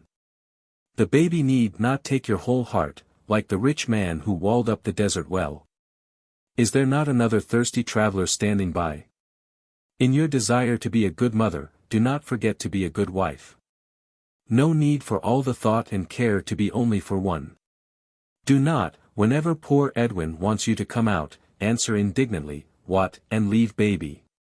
Do not spend all your evenings upstairs, and do not confine your conversation exclusively to whooping, cough and measles. My dear little woman, the child is not going to die every time it sneezes, the house is not bound to get burned down and the nurse run away with a soldier every time you go outside the front door. Nor the cat sure to come and sit on the precious child's chest the moment you leave the bedside. You worry yourself a good deal too much about that solitary chick, and you worry everybody else too. Try and think of your other duties, and your pretty face will not be always puckered into wrinkles, and there will be cheerfulness in the parlor as well as in the nursery. Think of your big baby a little. Dance him about a bit. Call him pretty names, laugh at him now and then. It is only the first baby that takes up the whole of a woman's time. 5 or 6 do not require nearly so much attention as one. But before then the mischief has been done. A house where there seems no room for him and a wife too busy to think of him have lost their hold on that so unreasonable husband of yours, and he has learned to look elsewhere for comfort and companionship. But there. I shall get myself the character of a baby hater if I talk any more in this strain. And heaven knows I am not one. Who could be, to look into the little innocent faces clustered in timid helplessness round those great gates that open down into the world? The world, the small round world. What a vast mysterious place it must seem to baby eyes. What a trackless continent the back garden appears. What marvelous explorations they make in the cellar under the stairs. With what awe they gaze down the long street, wondering, like us bigger babies when we gaze up at the stars, where it all ends. And down that longest street of all, that long, dim street of life that stretches out before them, what grave, old-fashioned looks they seem to cast. What pitiful, frightened look sometimes. I saw a little mite sitting on a doorstep in a Soho slum one night, and I shall never forget the look that the gas lamp showed me on its wizen face, a look of dull despair, as if from the squalid court the vista of its own squalid life had risen, ghost-like, and struck its heart dead with horror. Poor little feet, just commencing the stony journey. We old travelers, far down the road, can only pause to wave a hand to you. You come out of the dark mist, and we, looking back, see you, so tiny in the distance, standing on the brow of the hill, your arms stretched out toward us. God speed you. We would stay and take your little hands in ours, but the murmur of the great sea is in our ears and we may not linger. We must hasten down, for the shadowy ships are waiting to spread their sable sails. On eating and drinking. I always was fond of eating and drinking, even as a child, especially eating, in those early days. I had an appetite then, also a digestion.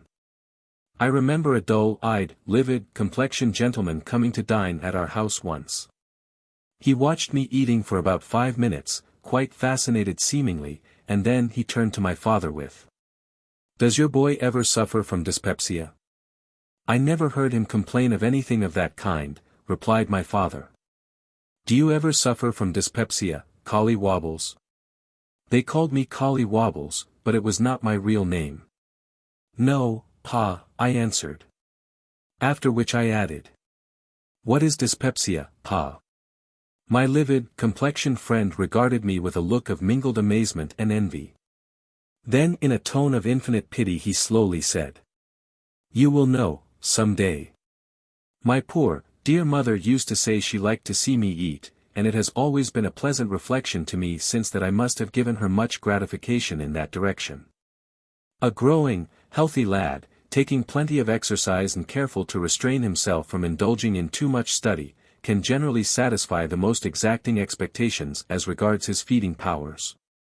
It is amusing to see boys eat when you have not got to pay for it.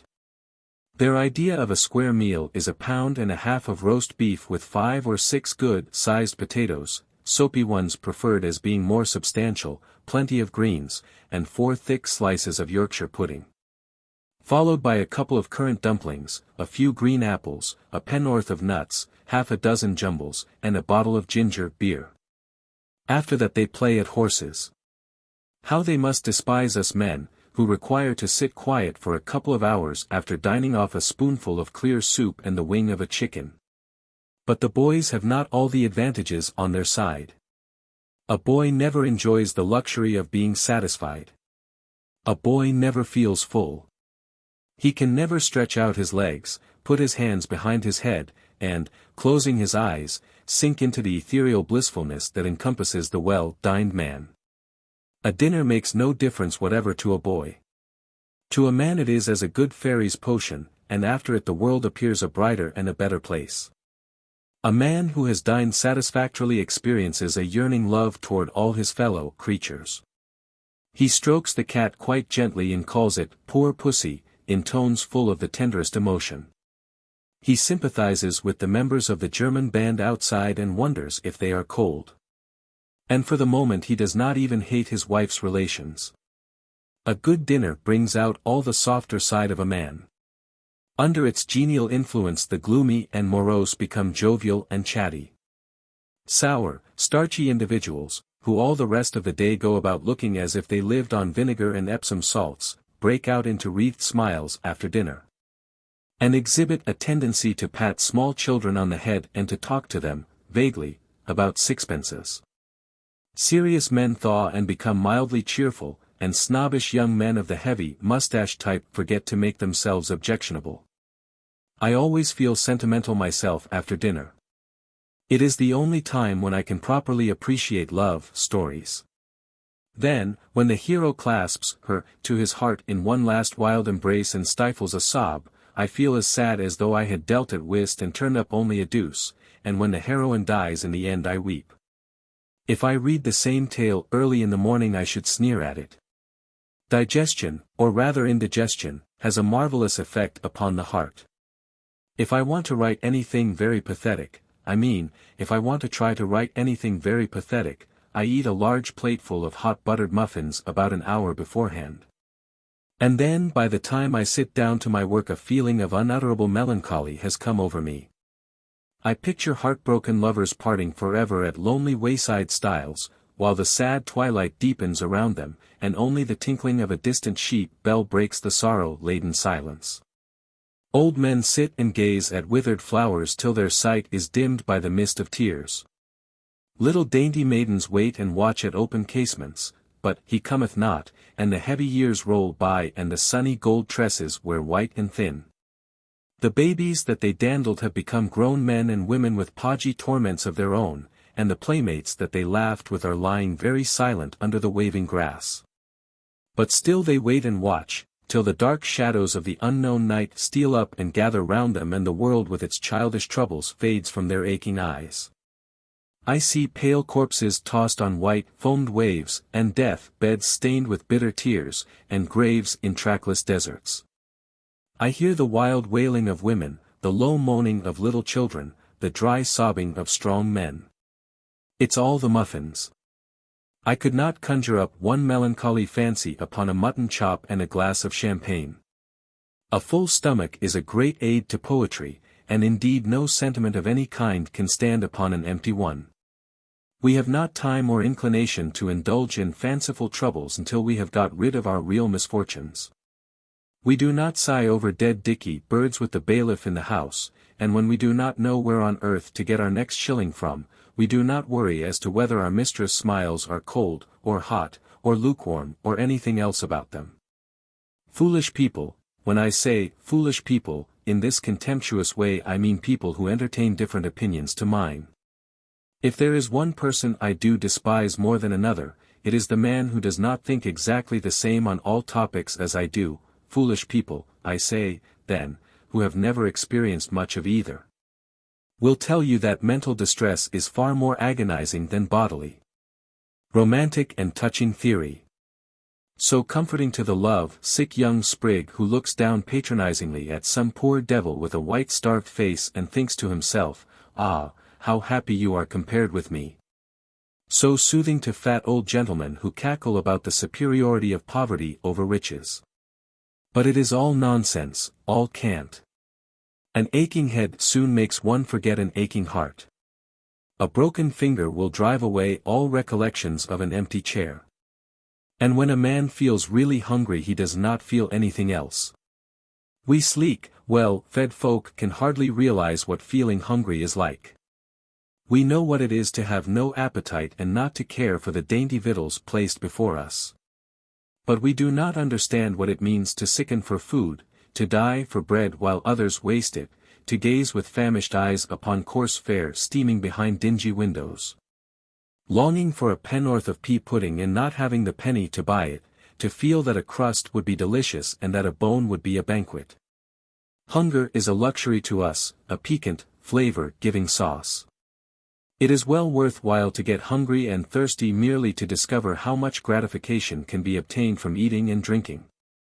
If you wish to thoroughly enjoy your dinner, take a 30-mile country walk after breakfast and don't touch anything till you get back. How your eyes will glisten at sight of the white table, cloth and steaming dishes then. With what a sigh of content you will put down the empty beer tankard and take up your knife and fork. And how comfortable you feel afterward as you push back your chair, light a cigar, and beam round upon everybody. Make sure, however, when adopting this plan, that the good dinner is really to be had at the end, or the disappointment is trying. I remember once a friend and I, dear old Joe, it was. Ah! How we lose one another in life's mist. It must be 8 years since I last saw Joseph Tabois. How pleasant it would be to meet his jovial face again, to clasp his strong hand, and to hear his cheery laugh once more. He owes me 14 shillings, too. Well, we were on a holiday together, and one morning we had breakfast early and started for a tremendous long walk. We had ordered a duck for dinner overnight. We said, "Get a big one, because we shall come home awfully hungry." And as we were going out our landlady came up in great spirits. She said, "I have got you gentlemen a duck, if you like. If you get through that you'll do well, and she held up a bird about the size of a door mat. We chuckled at the sight and said we would try. We said it with self-conscious pride, like men who know their own power. Then we started. We lost our way, of course. I always do in the country, and it does make me so wild, because it is no use asking direction of any of the people you meet. One might as well inquire of a lodging house slavey the way to make beds as expect a country bumpkin to know the road to the next village. You have to shout the question about 3 times before the sound of your voice penetrates his skull. At the 3rd time he slowly raises his head and stares blankly at you. You yell it at him then for a 4th time, and he repeats it after you. He ponders while you count a couple of hundred, after which, speaking at the rate of 3 words a minute, he fancies you couldn't do better than. Here he catches sight of another idiot coming down the road and bawls out to him the particulars, requesting his advice. The two then argue the case for a quarter of an hour or so, and finally agree that you had better go straight down the lane, round to the right and cross by the 3rd stile, and keep to the left by old Jimmy Milcher's cow shed. And across the 7-acre field, and through the gate by Squire Grubbin's hay stack, keeping the bridle path for a while till you come opposite the hill where the windmill used to be, but it's gone now, and round to the right, leaving Stiggin's plantation behind you. And you say, thank you, and go away with a splitting headache, but without the faintest notion of your way, the only clear idea you have on the subject being that somewhere or other there is a stile which has to be got over. And at the next turn you come upon 4 stiles, all leading in different directions. We had undergone this ordeal 2 or 3 times. We had tramped over fields. We had waded through brooks and scrambled over hedges and walls. We had had a row as to whose fault it was that we had first lost our way. We had got thoroughly disagreeable, footsore, and weary. But throughout it all the hope of that duck kept us up. A fairy-like vision, it floated before our tired eyes and drew us onward. The thought of it was as a trumpet call to the fainting. We talked of it and cheered each other with our recollections of it. Come along, we said. The duck will be spoiled. We felt a strong temptation, at one point, to turn into a village inn as we passed and have a cheese and a few loaves between us, but we heroically restrained ourselves. We should enjoy the duck all the better for being famished. We fancied we smelled it when we go into the town and did the last quarter of a mile in 3 minutes. We rushed upstairs, and washed ourselves, and changed our clothes, and came down, and pulled our chairs up to the table, and sat and rubbed our hands while the landlady removed the covers, when I seized the knife and fork and started to carve. It seemed to want a lot of carving. I struggled with it for about 5 minutes without making the slightest impression, and then Joe, who had been eating potatoes, wanted to know if it wouldn't be better for someone to do the job that understood carving. I took no notice of his foolish remark, but attacked the bird again, and so vigorously this time that the animal left the dish and took refuge in the fender. We soon had it out of that, though, and I was prepared to make another effort. But Joe was getting unpleasant. He said that if he had thought we were to have a game of blind hockey with the dinner he would have got a bit of bread and cheese outside. I was too exhausted to argue. I laid down the knife and fork with dignity and took a side seat, and Joe went for the wretched creature. He worked away in silence for a while, and then he muttered, "Damn the duck," and took his coat off. We did break the thing up at length with the aid of a chisel, but it was perfectly impossible to eat it, and we had to make a dinner off the vegetables and an apple tart. We tried a mouthful of the duck, but it was like eating India rubber. It was a wicked sin to kill that drake. But there's no respect for old institutions in this country. I started this paper with the idea of writing about eating and drinking, but I seem to have confined my remarks entirely to eating as yet. Well, you see, drinking is one of those subjects with which it is inadvisable to appear too well acquainted. The days are gone by when it was considered manly to go to bed intoxicated every night, and a clear head and a firm hand no longer draw down upon their owner the reproach of effeminacy. On the contrary, in these sadly degenerate days an evil-smelling breath, a blotchy face, a reeling gait, and a husky voice are regarded as the hallmarks of the cad rather than or the gentleman. Even nowadays, though, the thirstiness of mankind is something supernatural. We are forever drinking on one excuse or another. A man never feels comfortable unless he has a glass before him. We drink before meals, and with meals, and after meals. We drink when we meet a friend, also when we part from a friend. We drink when we are talking, when we are reading, and when we are thinking. We drink one another's healths and spoil our own. We drink the Queen, and the army, and the ladies, and everybody else that is drinkable, and I believe if the supply ran short we should drink our mothers, in law. By the way, we never eat anybody's health, always drink it. Why should we not stand up now and then and eat a tart to somebody's success? To me, I confess the constant necessity of drinking under which the majority of men labor is quite unaccountable. I can understand people drinking to drown care or to drive away maddening thoughts well enough. I can understand the ignorant masses loving to soak themselves in drink. Oh, yes, it's very shocking that they should, of course, very shocking to us who live in cozy homes, with all the graces and pleasures of life around us. That the dwellers in damp cellars and windy attics should creep from their dens of misery into the warmth and glare of the public house bar, and seek to float for a brief space away from their dull world upon a lethe stream of gin. But think, before you hold up your hands in horror at their ill living, what life for these wretched creatures really means. Picture the squalid misery of their brutish existence, dragged on from year to year in the narrow, noisome room where, huddled like vermin in sewers, they welter, and sicken, and sleep. Where dirt-grimed children scream and fight and sluttish, shrill-voiced women cuff, and curse, and nag, where the street outside teems with roaring filth and the house around is a bedlam of riot and stench. Think what a sapless stick this fair flower of life must be to them, devoid of mind and soul. The horse in his stall scents the sweet hay and munches the ripe corn contentedly. The watch-dog in his kennel blinks at the grateful sun, dreams of a glorious chase over the dewy fields, and wakes with a yelp of gladness to greet a caressing hand.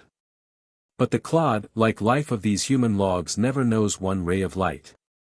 From the hour when they crawl from their comfortless bed to the hour when they lounge back into it again they never live one moment of real life. Recreation, amusement, companionship, they know not the meaning of.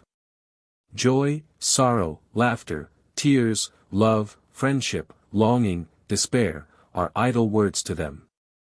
From the day when their baby eyes first look out upon their sordid world to the day when, with an oath, they close them forever and their bones are shoveled out of sight, they never warm to one touch of human sympathy. Never thrill to a single thought, never start to a single hope. In the name of the God of mercy, let them pour the maddening liquor down their throats and feel for one brief moment that they live. Ah! We may talk sentiment as much as we like, but the stomach is the real seat of happiness in this world. The kitchen is the chief temple wherein we worship, its roaring fire is our vestal flame, and the cook is our great high priest. He is a mighty magician and a kindly one. He soothes away all sorrow and care. He drives forth all enmity, gladdens all love. Our God is great and the cook is his prophet. Let us eat, drink, and be merry. On Furnished Apartments. Oh, you have some rooms to let. Mother. Well, what is it? There's a gentleman about the rooms. Ask him in. I'll be up in a minute. Will you step inside, sir? Mother'll be up in a minute. So you step inside and after a minute, mother, comes slowly up the kitchen stairs, untying her apron as she comes and calling down instructions to someone below about the potatoes. Good morning, sir, says mother, with a washed-out smile. Will you step this way, please? Oh, it's hardly worth while my coming up, you say. What sort of rooms are they, and how much? Well, says the landlady, if you'll step upstairs I'll show them to you. So with a protesting murmur, meant to imply that any waste of time complained of hereafter must not be laid to your charge, you follow mother upstairs. At the first landing you run up against a pail and a broom, whereupon mother expatiates upon the unreliability of servant girls, and bawls over the balusters for Sarah to come and take them away at once. When you get outside the room she pauses, with her hand upon the door, to explain to you that they are rather untidy just at present, as the last lodger left only yesterday, and she also adds that this is their cleaning day. It always is. With this understanding you enter, and both stand solemnly feasting your eyes upon the scene before you. The rooms cannot be said to appear inviting. Even mother's face betrays no admiration. Untenanted, furnished apartments viewed in the morning sunlight do not inspire cheery sensations. There is a lifeless air about them. It is a very different thing when you have settled down and are living in them. With your old familiar household gods to greet your gaze whenever you glance up, and all your little knick-knacks spread around you, with the photos of all the girls that you have loved and lost ranged upon the mantel-piece. And half a dozen disreputable-looking pipes scattered about in painfully prominent positions, with one carpet slipper peeping from beneath the coal box and the other perched on the top of the piano, with the well-known pictures to hide the dingy walls. And these dear old friends, your books, higgledy-piggledy all over the place, with the bits of old blue china that your mother prized, and the screen she worked in those far-by-gone days, when the sweet old face was laughing and young. And the white soft hair tumbled in gold-brown curls from under the coal scuttle bonnet. Ah, old screen, what a gorgeous personage you must have been in your young days. When the tulips and roses and lilies, all growing from one stem, were fresh in their glistening sheen. Many a summer and winter have come and gone since then, my friend, and you have played with the dancing firelight until you have grown sad and gray. Your brilliant colors are fast fading now, and the envious moths have gnawed your silken threads. You are withering away like the dead hands that wove you. Do you ever think of those dead hands? You seem so grave and thoughtful sometimes that I almost think you do. Come, you and I and the deep, glowing embers, let us talk together. Tell me in your silent language what you remember of those young days, when you lay on my little mother's lap and her girlish fingers played with your rainbow tresses. Was there never a lad near sometimes, never a lad who would seize one of those little hands to smother it with kisses, and who would persist in holding it, thereby sadly interfering with the progress of your making? Was not your frail existence often put in jeopardy by this same clumsy, headstrong lad, who would toss you disrespectfully aside that he, not satisfied with one, might hold both hands and gaze up into the loved eyes? I can see that lad now through the haze of the flickering twilight. He is an eager bright-eyed boy, with pinching, dandy shoes and tight-fitting smalls, snowy shirt frill and stock, and, oh, such curly hair. A wild, light-hearted boy.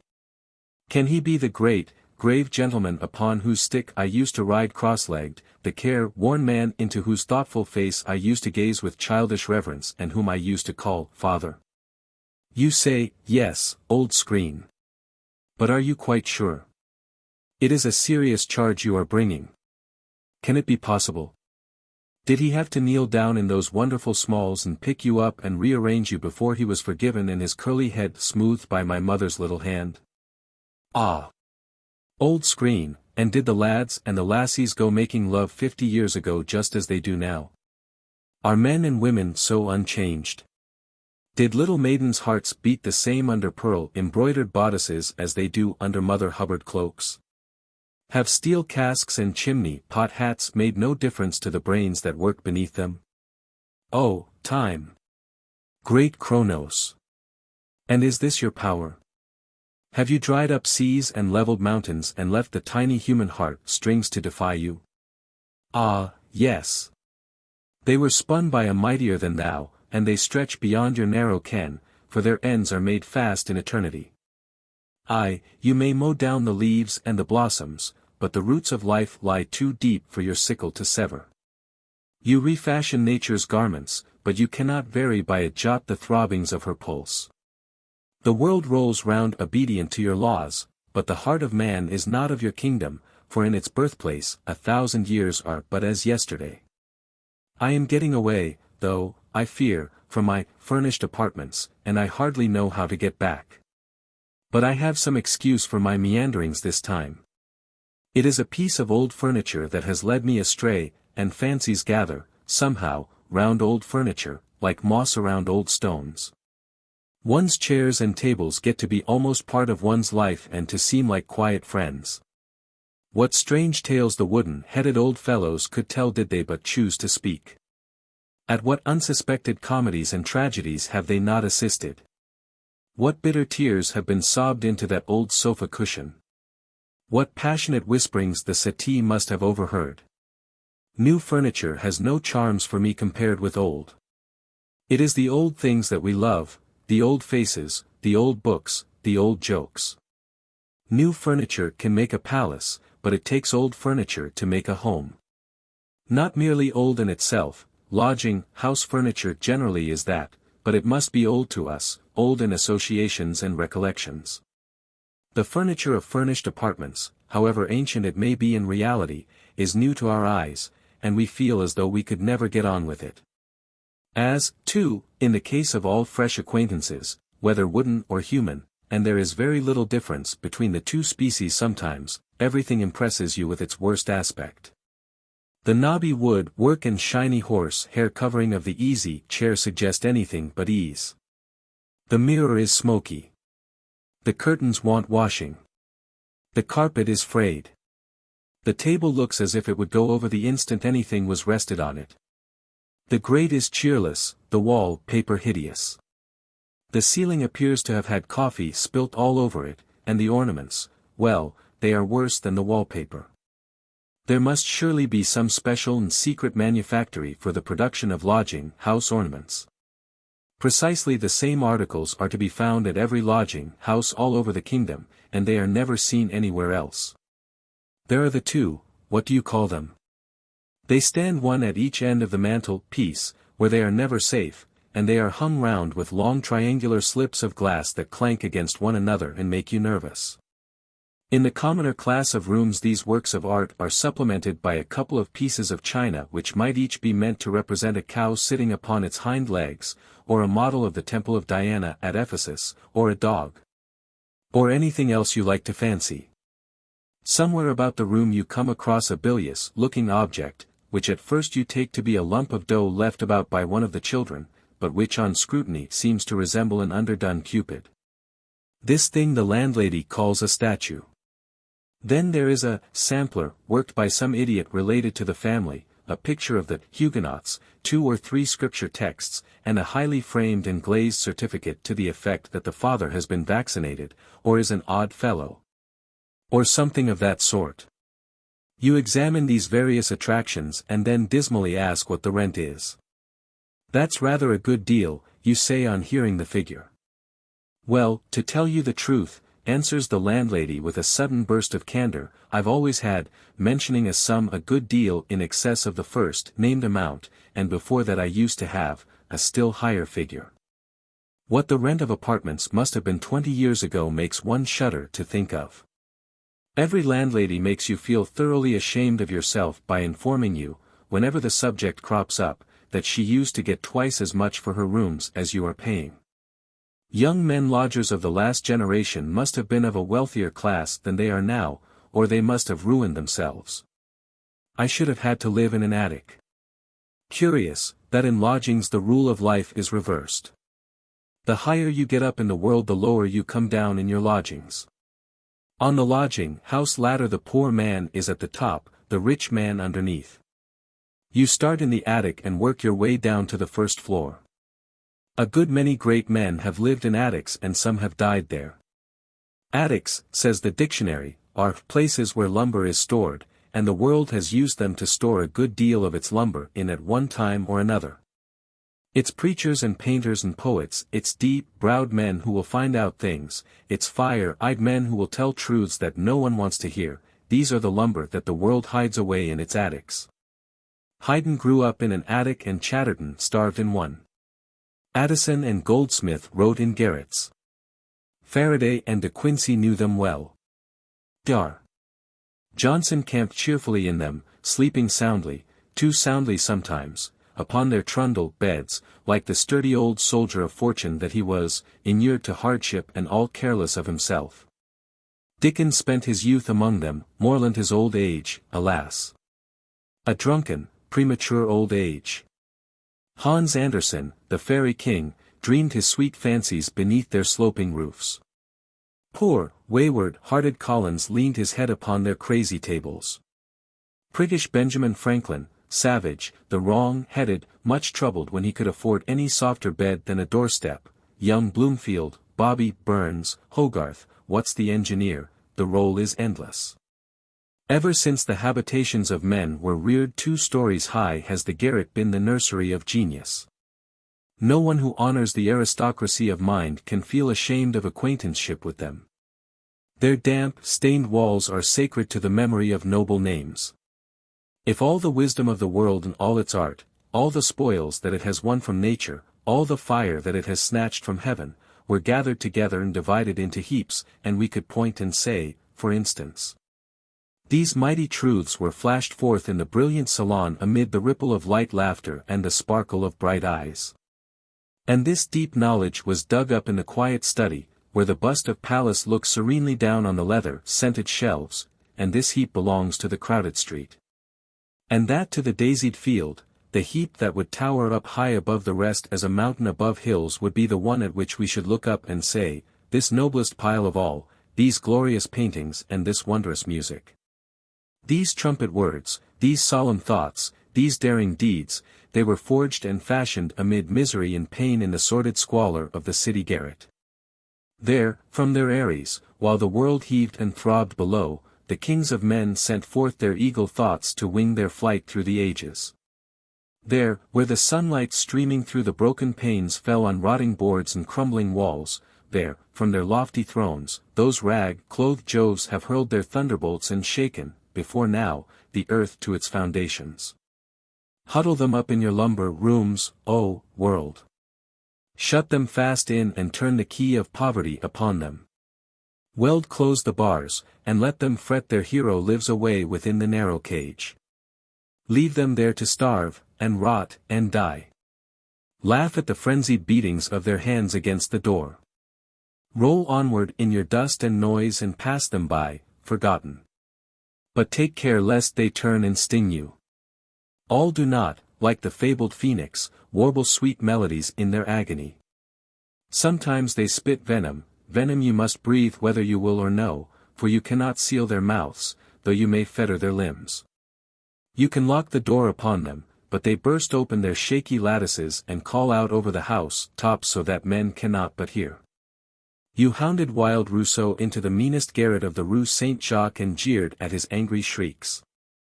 But the thin, piping tones swelled 100 years later into the sullen roar of the French Revolution, and civilization to this day is quivering to the reverberations of his voice. As for myself, however, I like an attic. Not to live in, as residences they are inconvenient. There is too much getting up and down stairs connected with them to please me. It puts one unpleasantly in mind of the tread-mill. The form of the ceiling offers too many facilities for bumping your head and too few for shaving. And the note of the tomcat as he sings to his love in the stilly night outside on the tiles becomes positively distasteful when heard so near. No, for living in give me a suite of rooms on the first floor of a Piccadilly mansion, I wish somebody would. But for thinking in let me have an attic up 10 flights of stairs in the densest quarter of the city. I have all her Teufelsdrache's affection for attics. There is a sublimity about their loftiness. I love to sit at ease and look down upon the wasp's nest beneath, to listen to the dull murmur of the human tide ebbing and flowing ceaselessly through the narrow streets and lanes below. How small men seem! How like a swarm of ants sweltering in endless confusion on their tiny hill! How petty seems the work on which they are hurrying and scurrying! How childishly they jostle against one another and turn to snarl and scratch! They jabber and screech and curse. But their puny voices do not reach up here. They fret, and fume, and rage, and pant, and die, but I, Mainworther, sit above it all, I am alone with the stars. The most extraordinary attic I ever came across was one a friend and I once shared many years ago. Of all eccentrically planned things, from Bradshaw to the maze at Hampton Court, that room was the most eccentric. The architect who designed it must have been a genius, though I cannot help thinking that his talents would have been better employed in contriving puzzles than in shaping human habitations. No figure in Euclid could give any idea of that apartment. It contained 7 corners, 2 of the walls sloped to a point, and the window was just over the fireplace. The only possible position for the bedstead was between the door and the cupboard. To get anything out of the cupboard we had to scramble over the bed, and a large percentage of the various commodities thus obtained was absorbed by the bedclothes. Indeed, so many things were spilled and dropped upon the bed that toward night time it had become a sort of small cooperative store. Coal was what it always had most in stock. We used to keep our coal in the bottom part of the cupboard, and when any was wanted we had to climb over the bed, fill a shovelful, and then crawl back. It was an exciting moment when we reached the middle of the bed. We would hold our breath, fix our eyes upon the shovel, and poise ourselves for the last move. The next instant we, and the coals, and the shovel, and the bed would be all mixed up together. I've heard of the people going into raptures over beds of coal. We slept in one every night and were not in the least stuck up about it. But our attic, unique though it was, had by no means exhausted the architect's sense of humor. The arrangement of the whole house was a marvel of originality. All the doors opened outward, so that if anyone wanted to leave a room at the same moment that you were coming downstairs it was unpleasant for you. There was no ground floor, its ground floor belonged to a house in the next court, and the front door opened direct upon a flight of stairs leading down to the cellar. Visitors on entering the house would suddenly shoot past the person who had answered the door to them and disappear down these stairs. Those of a nervous temperament used to imagine that it was a trap laid for them, and would shout murder as they lay on their backs at the bottom till somebody came and picked them up. It is a long time ago now that I last saw the inside of an attic. I have tried various floors since but I have not found that they have made much difference to me. Life tastes much the same, whether we quaff it from a golden goblet or drink it out of a stone mug. The hours come laden with the same mixture of joy and sorrow, no matter where we wait for them. A waistcoat of broadcloth or of fustian is alike to an aching heart, and we laugh no merrier on velvet cushions than we did on wooden chairs. Often have I sighed in those low-ceilinged rooms, yet disappointments have come neither less nor lighter since I quitted them. Life works upon a compensating balance, and the happiness we gain in one direction we lose in another. As our means increase, so do our desires, and we ever stand midway between the two. When we reside in an attic we enjoy a supper of fried fish and stout. When we occupy the first floor it takes an elaborate dinner at the Continental to give us the same amount of satisfaction. On Dress and Deportment. They say, people who ought to be ashamed of themselves do, that the consciousness of being well dressed imparts a blissfulness to the human heart that religion is powerless to bestow. I am afraid these cynical persons are sometimes correct. I know that when I was a very young man, many years ago, as the story books say, and wanted cheering up, I used to go and dress myself in all my best clothes. If I had been annoyed in any manner, if my washerwoman had discharged me, for instance, or my blank verse poem had been returned for the 10th time, with the editor's compliments and regrets that owing to want of space he is unable to avail himself of kind offer, or I had been snubbed by the woman I loved as man never loved before. By the way, it's really extraordinary what a variety of ways of loving there must be. We all do it as it was never done before. I don't know how our great-grandchildren will manage. They will have to do it on their heads by their time if they persist in not clashing with any previous method. Well, as I was saying, when these unpleasant sort of things happened and I felt crushed, I put on all my best clothes and went out. It brought back my vanishing self-esteem. In a glossy new hat and a pair of trousers with a fold down the front, carefully preserved by keeping them under the bed, I don't mean on the floor, you know, but between the bed and the mattress. I felt I was somebody and that there were other washerwomen, and even other girls to love, and who would perhaps appreciate a clever, good-looking young fellow. I didn't care, that was my reckless way. I would make love to other maidens. I felt that in those clothes I could do it. They have a wonderful deal to do with courting, clothes have. It is half the battle. At all events, the young man thinks so, and it generally takes him a couple of hours to get himself up for the occasion. His first half hour is occupied in trying to decide whether to wear his light suit with a cane and drab billycock, or his black tails with a chimney pot hat and his new umbrella. He is sure to be unfortunate in either decision. If he wears his light suit and takes the stick it comes on to rain, and he reaches the house in a damp and muddy condition and spends the evening trying to hide his boots.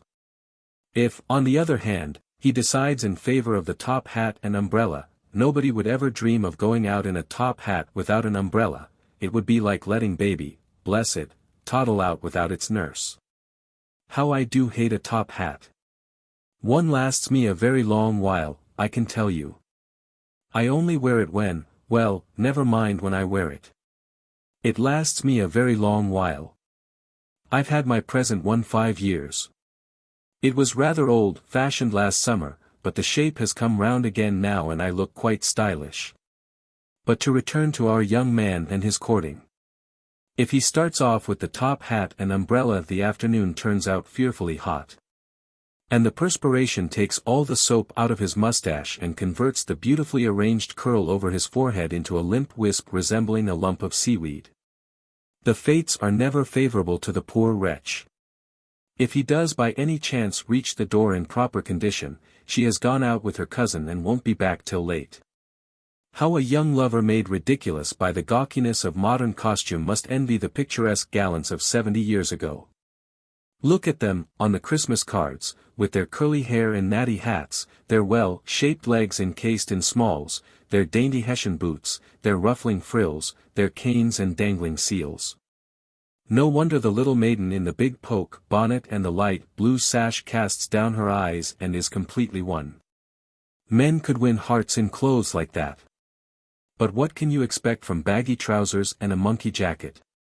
Clothes have more effect upon us than we imagine. Our deportment depends upon our dress. Make a man get into seedy, worn-out rags, and he will skulk along with his head hanging down, like a man going out to fetch his own supper beer.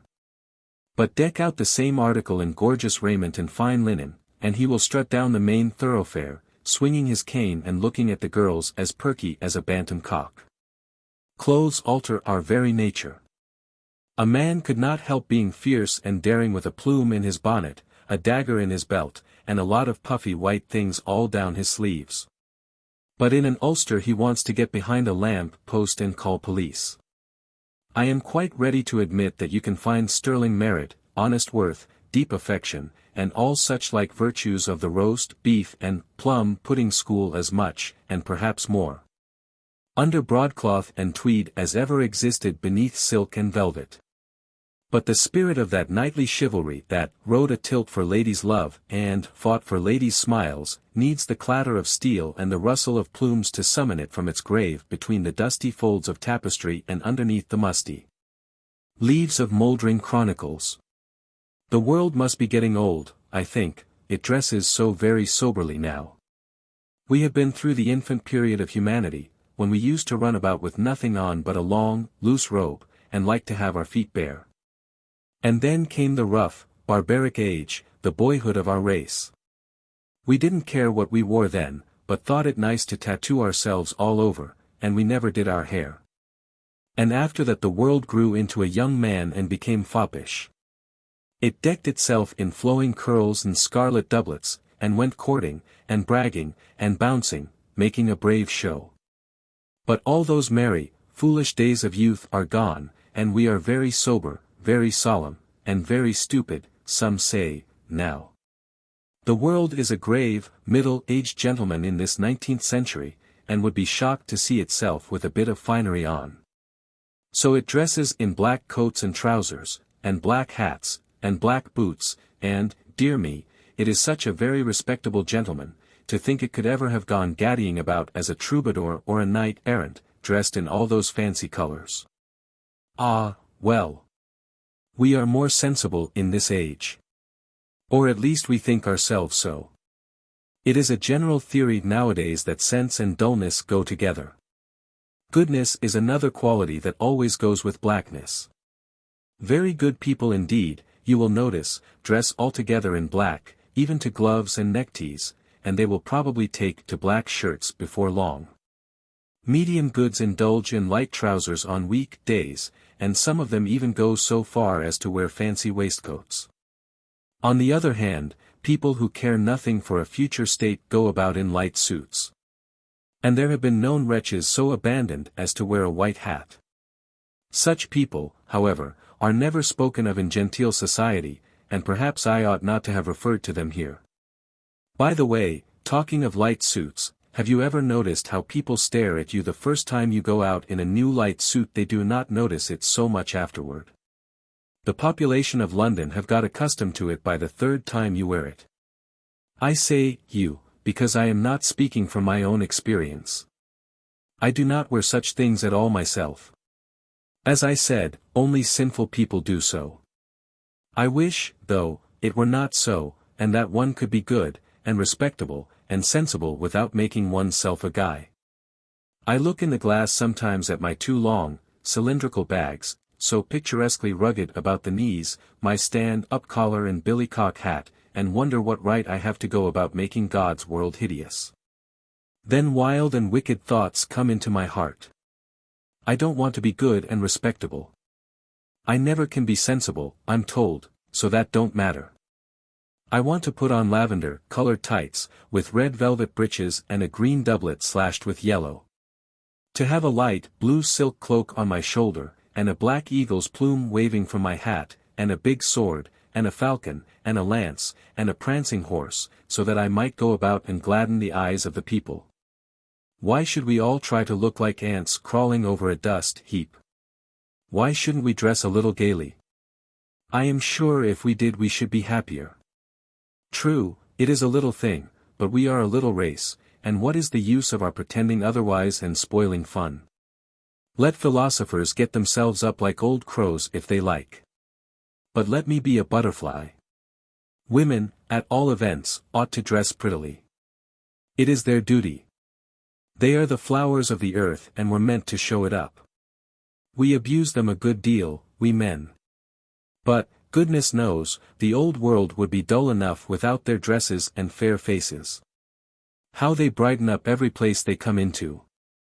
What a sunny commotion they, relations, of course, make in our dingy bachelor chambers. And what a delightful litter their ribbons and laces, and gloves and hats, and parasols and kerchiefs make. It is as if a wandering rainbow had dropped in to pay us a visit. It is one of the chief charms of the summer, to my mind, the way our little maids come out in pretty colors.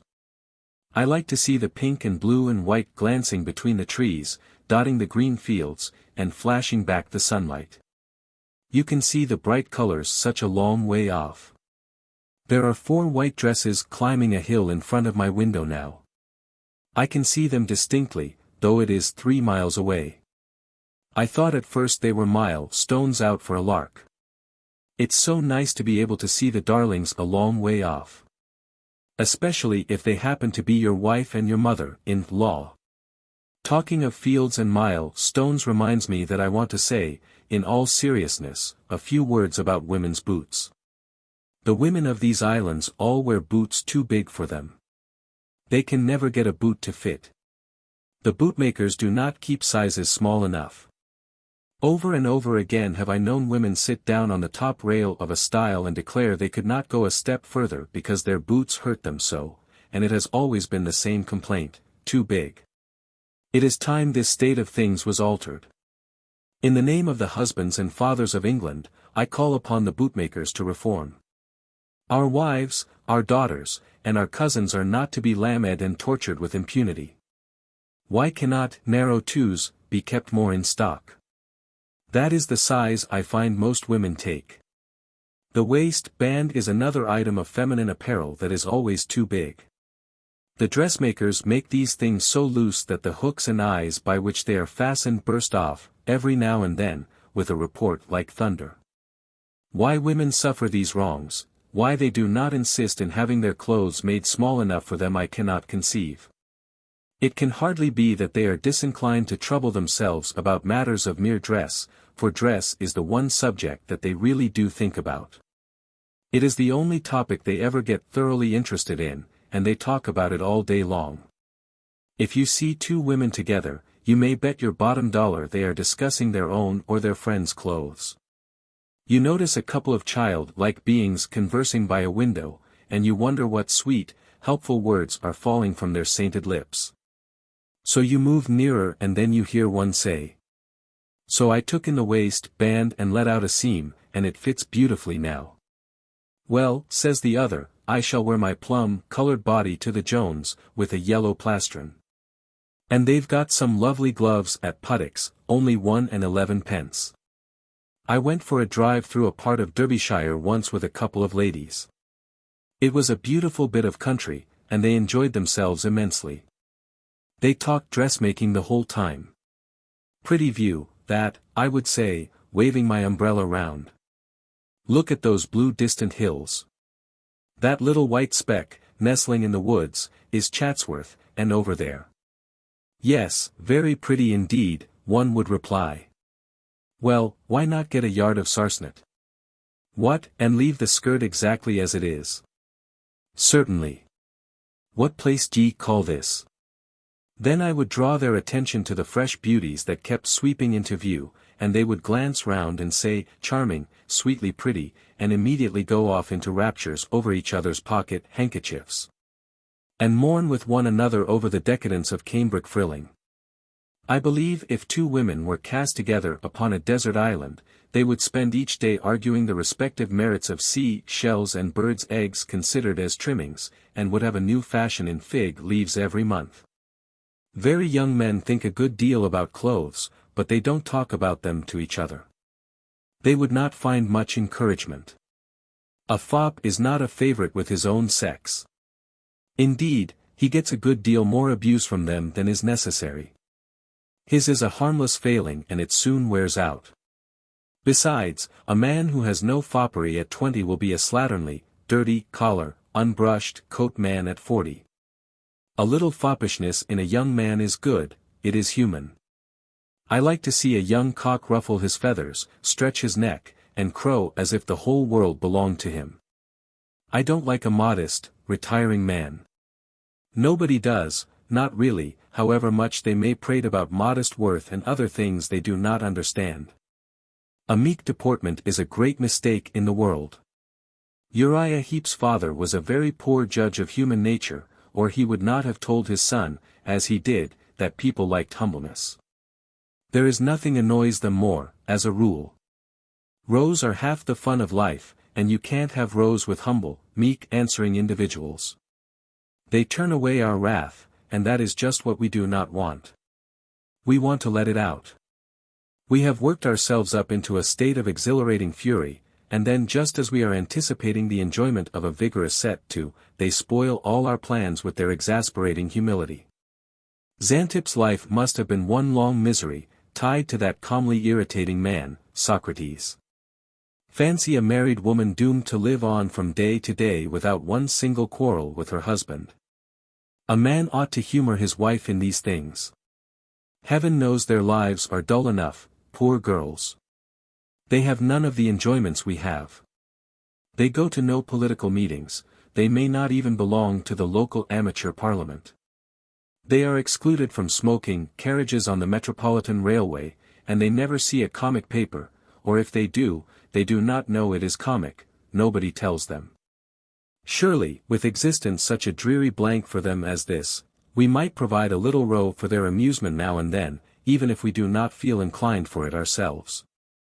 A really sensible man does so and is loved accordingly, for it is little acts of kindness such as this that go straight to a woman's heart. It is such like proofs of loving self-sacrifice that make her tell her female friends what a good husband he was, after he is dead. Yes, poor Xanthipp must have had a hard time of it. The bucket episode was particularly sad for her. Poor woman. She did think she would rouse him up a bit with that. She had taken the trouble to fill the bucket, perhaps been a long way to get specially dirty water. And she waited for him. And then to be met in such a way, after all. Most likely she sat down and had a good cry afterward. It must have seemed all so hopeless to the poor child, and for all we know she had no mother to whom she could go and abuse him. What was it to her that her husband was a great philosopher? Great philosophy don't count in married life. There was a very good little boy once who wanted to go to sea. And the captain asked him what he could do. He said he could do the multiplication table backward and paste seed-weed in a book. That he knew how many times the word begot occurred in the Old Testament, and could recite. The boy stood on the burning deck, and Wordsworth's "We are seven."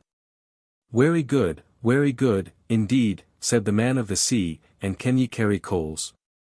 It is just the same when you want to marry. Great ability is not required so much as little usefulness. Brains are at a discount in the married state. There is no demand for them, no appreciation even. Our wives sum us up according to a standard of their own, in which brilliancy of intellect obtains no marks. Your lady and mistress is not at all impressed by your cleverness and talent, my dear reader, not in the slightest. Give her a man who can do an errand neatly, without attempting to use his own judgment over it or any nonsense of that kind. And who can be trusted to hold a child the right way up, and not make himself objectionable whenever there is lukewarm mutton for dinner. That is the sort of a husband a sensible woman likes. Not one of your scientific or literary nuisances, who go upsetting the whole house and putting everybody out with their foolishness. On memory. I remember. In the days of chill November. How the blackbird on the... I forget the rest. It is the beginning of the first piece of poetry I ever learned. 4. Hey, diddle diddle. The cat and the fiddle. I take no note of it being of a frivolous character and lacking in the qualities of true poetry. I collected 4d by the recital of I remember. I knew it was 4d, because they told me that if I kept it until I got 2d more I should have 6d, which argument, albeit undeniable, moved me not, and the money was squandered, to the best of my recollection. On the very next morning, although upon what memory is a blank. That is just the way with memory, nothing that she brings to us is complete. She is a willful child, all her toys are broken. I remember tumbling into a huge dust hole when a very small boy, but I have not the faintest recollection of ever getting out again, and if memory were all we had to trust to, I should be compelled to believe I was there still. At another time, some years later, I was assisting at an exceedingly interesting love scene. But the only thing about it I can call to mind distinctly is that at the most critical moment somebody suddenly opened the door and said, "Emily, you're wanted," in a sepulchral tone that gave one the idea the police had come for her. All the tender words she said to me and all the beautiful things I said to her are utterly forgotten. Life altogether is but a crumbling ruin when we turn to look behind, a shattered column here, where a massive portal stood. The broken shaft of a window to mark my lady's bower, and a mouldering heap of blackened stones where the glowing flames once leaped, and over all the tinted lichen and the ivy clinging green. For everything looms pleasant through the softening haze of time. Even the sadness that is past seems sweet. Our boyish days look very merry to us now, all nutting, hoop, and gingerbread. The snubbings and toothaches and the Latin verbs are all forgotten, the Latin verbs especially. And we fancy we were very happy when we were hobbledehoys and loved, and we wish that we could love again. We never think of the heartaches, or the sleepless nights, or the hot dryness of our throats, when she said she could never be anything to us but a sister, as if any man wanted more sisters. Yes, it is the brightness, not the darkness, that we see when we look back. The sunshine casts no shadows on the past. The road that we have traversed stretches very fair behind us. We see not the sharp stones.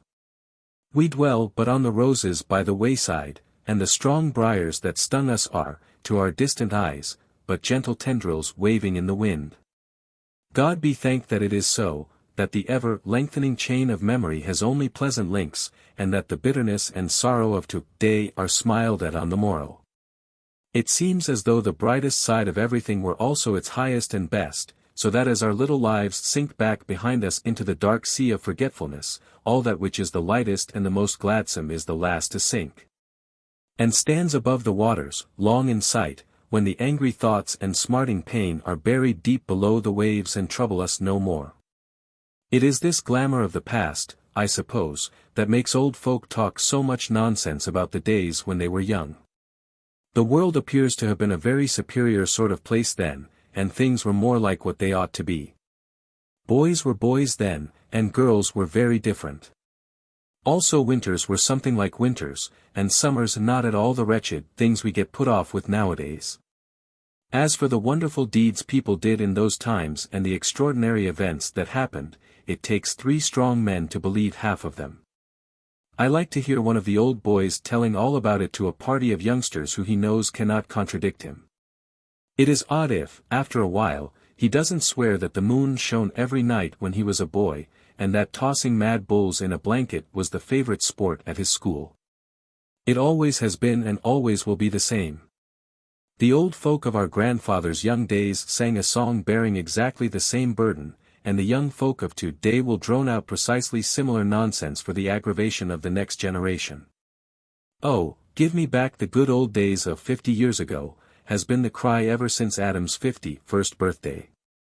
Take up the literature of 1835, and you will find the poets and novelists asking for the same impossible gift as did the German Minzingers long before them and the old Norse saga writers long before that. And for the same thing sighed the early prophets and the philosophers of ancient Greece. From all accounts, the world has been getting worse and worse ever since it was created. All I can say is that it must have been a remarkably delightful place when it was first opened to the public, for it is very pleasant even now if you only keep as much as possible in the sunshine and take the rain good temperately. Yet there is no gainsaying but that it must have been somewhat sweeter in that dewy morning of creation, when it was young and fresh, when the feet of the tramping millions had not trodden its grass to dust. Nor the din of the myriad cities chased the silence forever away. Life must have been noble and solemn to those free-footed, loose-robed fathers of the human race, walking hand in hand with God under the great sky. They lived in sun-kissed tents amid the lowing herds. They took their simple wants from the loving hand of nature. They toiled and talked and thought, and the great earth rolled around in stillness, not yet laden with trouble and wrong. Those days are past now.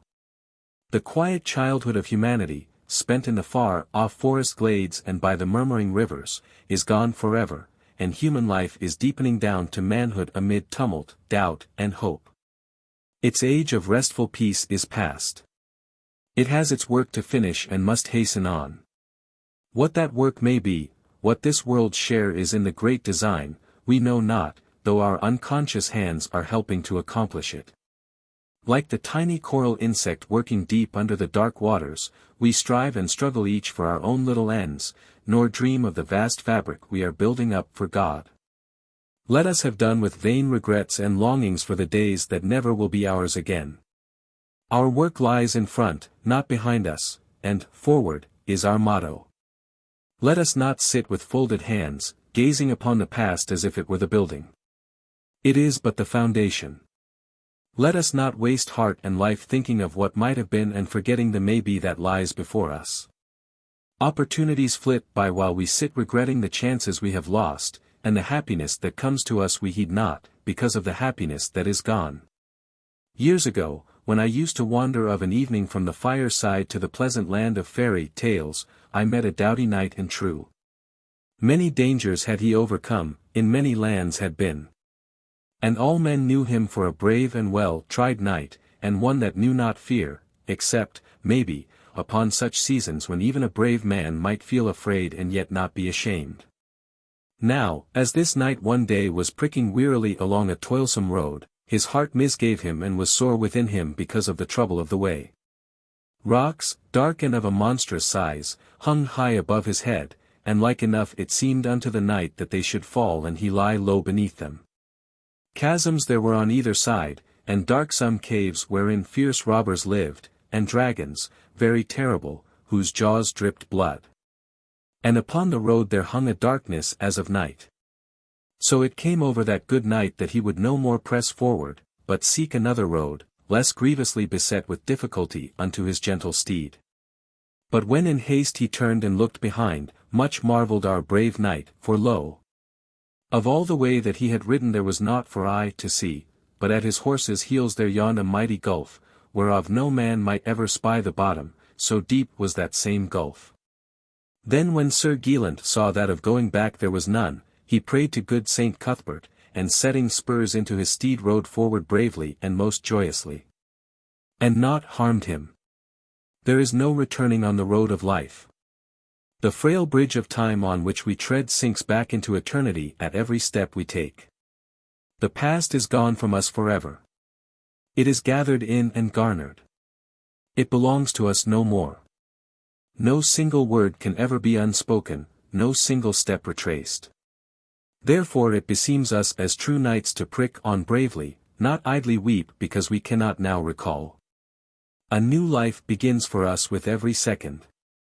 Let us go forward joyously to meet it.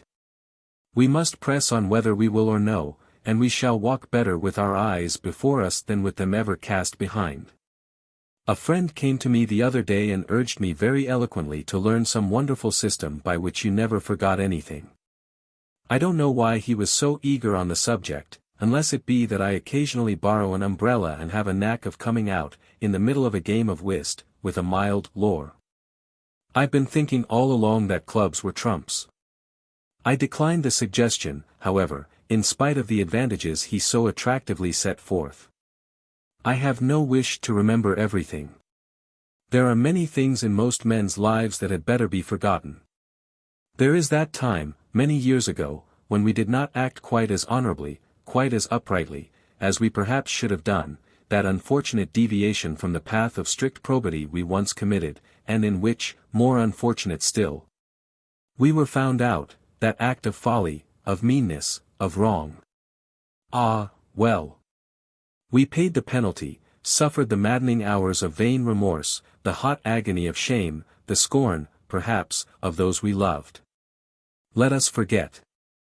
Oh, Father Time, lift with your kindly hands those bitter memories from off our overburdened hearts, for griefs are ever coming to us with the coming hours, and our little strength is only as the day. Not that the past should be buried. The music of life would be mute if the chords of memory were snapped asunder. It is but the poisonous weeds, not the flowers, that we should root out from the garden of Mnemosyne. Do you remember Dickens' Haunted Man, how he prayed for forgetfulness, and how, when his prayer was answered, he prayed for memory once more? We do not want all the ghosts laid. It is only the haggard, cruel-eyed spectres that we flee from. Let the gentle, kindly phantoms haunt us as they will, we are not afraid of them. Ah me! The world grows very full of ghosts as we grow older. We need not seek in dismal church yards nor sleep in moated granges to see the shadowy faces and hear the rustling of their garments in the night. Every house, every room, every creaking chair has its own particular ghost. They haunt the empty chambers of our lives, they throng around us like dead leaves whirled in the autumn wind. Some are living, some are dead. We know not. We clasped their hands once, loved them, quarreled with them, laughed with them, told them our thoughts and hopes and aims, as they told us theirs, till it seemed our very hearts had joined in a grip that would defy the puny power of death. They are gone now, lost to us forever. Their eyes will never look into ours again and their voices we shall never hear. Only their ghosts come to us and talk with us. We see them, dim and shadowy, through our tears. We stretch our yearning hands to them, but they are air. Ghosts. They are with us night and day. They walk beside us in the busy street under the glare of the sun. They sit by us in the twilight at home. We see their little faces looking from the windows of the old school house. We meet them in the woods and lanes where we shouted and played as boys. Hark! Cannot you hear their low laughter from behind the blackberry bushes and their distant whoops along the grassy glades? Down here, through the quiet fields and by the wood, where the evening shadows are lurking, winds the path where we used to watch for her at sunset. Look, she is there now, in the dainty white frock we knew so well, with the big bonnet dangling from her little hands and the sunny brown hair all tangled. 5,000 miles away. Dead for all we know. What of that? She is beside us now, and we can look into her laughing eyes and hear her voice. She will vanish at the stile by the wood and we shall be alone, and the shadows will creep out across the fields and the night wind will sweep past moaning. Ghosts. They are always with us and always will be while the sad old world keeps echoing to the sob of long goodbyes, while the cruel ships sail away across the great seas, and the cold green earth lies heavy on the hearts of those we loved. But, oh, ghosts, the world would be sadder still without you. Come to us and speak to us, oh you ghosts of our old loves. Ghosts of playmates, and of sweethearts, and old friends, of all you laughing boys and girls, oh, come to us and be with us, for the world is very lonely, and new friends and faces are not like the old, and we cannot love them, nay, nor laugh with them as we have loved and laughed with you. And when we walk together, oh, ghosts of our youth, the world was very gay and bright, but now it has grown old and we are growing weary, and only you can bring the brightness and the freshness back to us. Memory is a rare ghost raiser. Like a haunted house, its walls are ever echoing to unseen feet. Through the broken casements we watch the flitting shadows of the dead, and the saddest shadows of them all are the shadows of our own dead selves. Oh, those young bright faces, so full of truth and honor, of pure, good thoughts, of noble longings, how reproachfully they look upon us with their deep, clear eyes. I fear they have good cause for their sorrow, poor lads. Lies and cunning and disbelief have crept into our hearts since those preshaving days, and we meant to be so great and good. It is well we cannot see into the future. There are few boys of 14 who would not feel ashamed of themselves at 40. I like to sit and have a talk sometimes with that odd little chap that was myself long ago. I think he likes it too, for he comes so often of an evening when I am alone with my pipe, listening to the whispering of the flames. I see his solemn little face looking at me through the scented smoke as it floats upward, and I smile at him, and he smiles back at me, but his is such a grave, old-fashioned smile. We chat about old times. And now and then he takes me by the hand, and then we slip through the black bars of the grate and down the dusky glowing caves to the land that lies behind the firelight. There we find the days that used to be, and we wander along them together. He tells me as we walk all he thinks and feels. I laugh at him now and then, but the next moment I wish I had not, for he looks so grave I am ashamed of being frivolous. Besides, it is not showing proper respect to one so much older than myself, to one who was myself so very long before I became myself. We don't talk much at first, but look at one another. I down at his curly hair and little blue bow, he up sideways at me as he trots. And somehow I fancy the shy, round eyes do not altogether approve of me, and he heaves a little sigh, as though he were disappointed. But after a while his bashfulness wears off and he begins to chat. He tells me his favorite fairy tales, he can do up to 6 times, and he has a guinea pig, and Pa says fairy tales ain't true, and isn't it a pity? 'Cause he would so like to be a knight and fight a dragon and marry a beautiful princess. But he takes a more practical view of life when he reaches 7, and would prefer to grow up be a bargee, and earn a lot of money. Maybe this is the consequence of falling in love, which he does about this time with the young lady at the milk shop at 6. God bless her little ever-dancing feet, whatever size they may be now. He must be very fond of her, for he gives her one day his chiefest treasure, to wit, a huge pocket knife with 4 rusty blades and a corkscrew. Which latter has a knack of working itself out in some mysterious manner and sticking into its owner's leg. She is an affectionate little thing, and she throws her arms round his neck and kisses him for it, then and there, outside the shop. But the stupid world, in the person of the boy at the cigar emporium next door, jeers at such tokens of love. Whereupon my young friend very properly prepares to punch the head of the boy at the cigar emporium next door, but fails in the attempt, the boy at the cigar emporium next door punching his instead. And then comes school life, with its bitter little sorrows and its joyous shoutings, its jolly larks, and its hot tears falling on beastly Latin grammars and silly old copy books. It is at school that he injures himself for life, as I firmly believe, trying to pronounce German, and it is there, too, that he learns of the importance attached by the French nation to pens, ink, and paper. "Have you pens, ink, and paper?"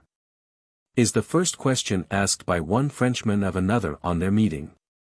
The other fellow has not any of them, as a rule, but says that the uncle of his brother has got them all three.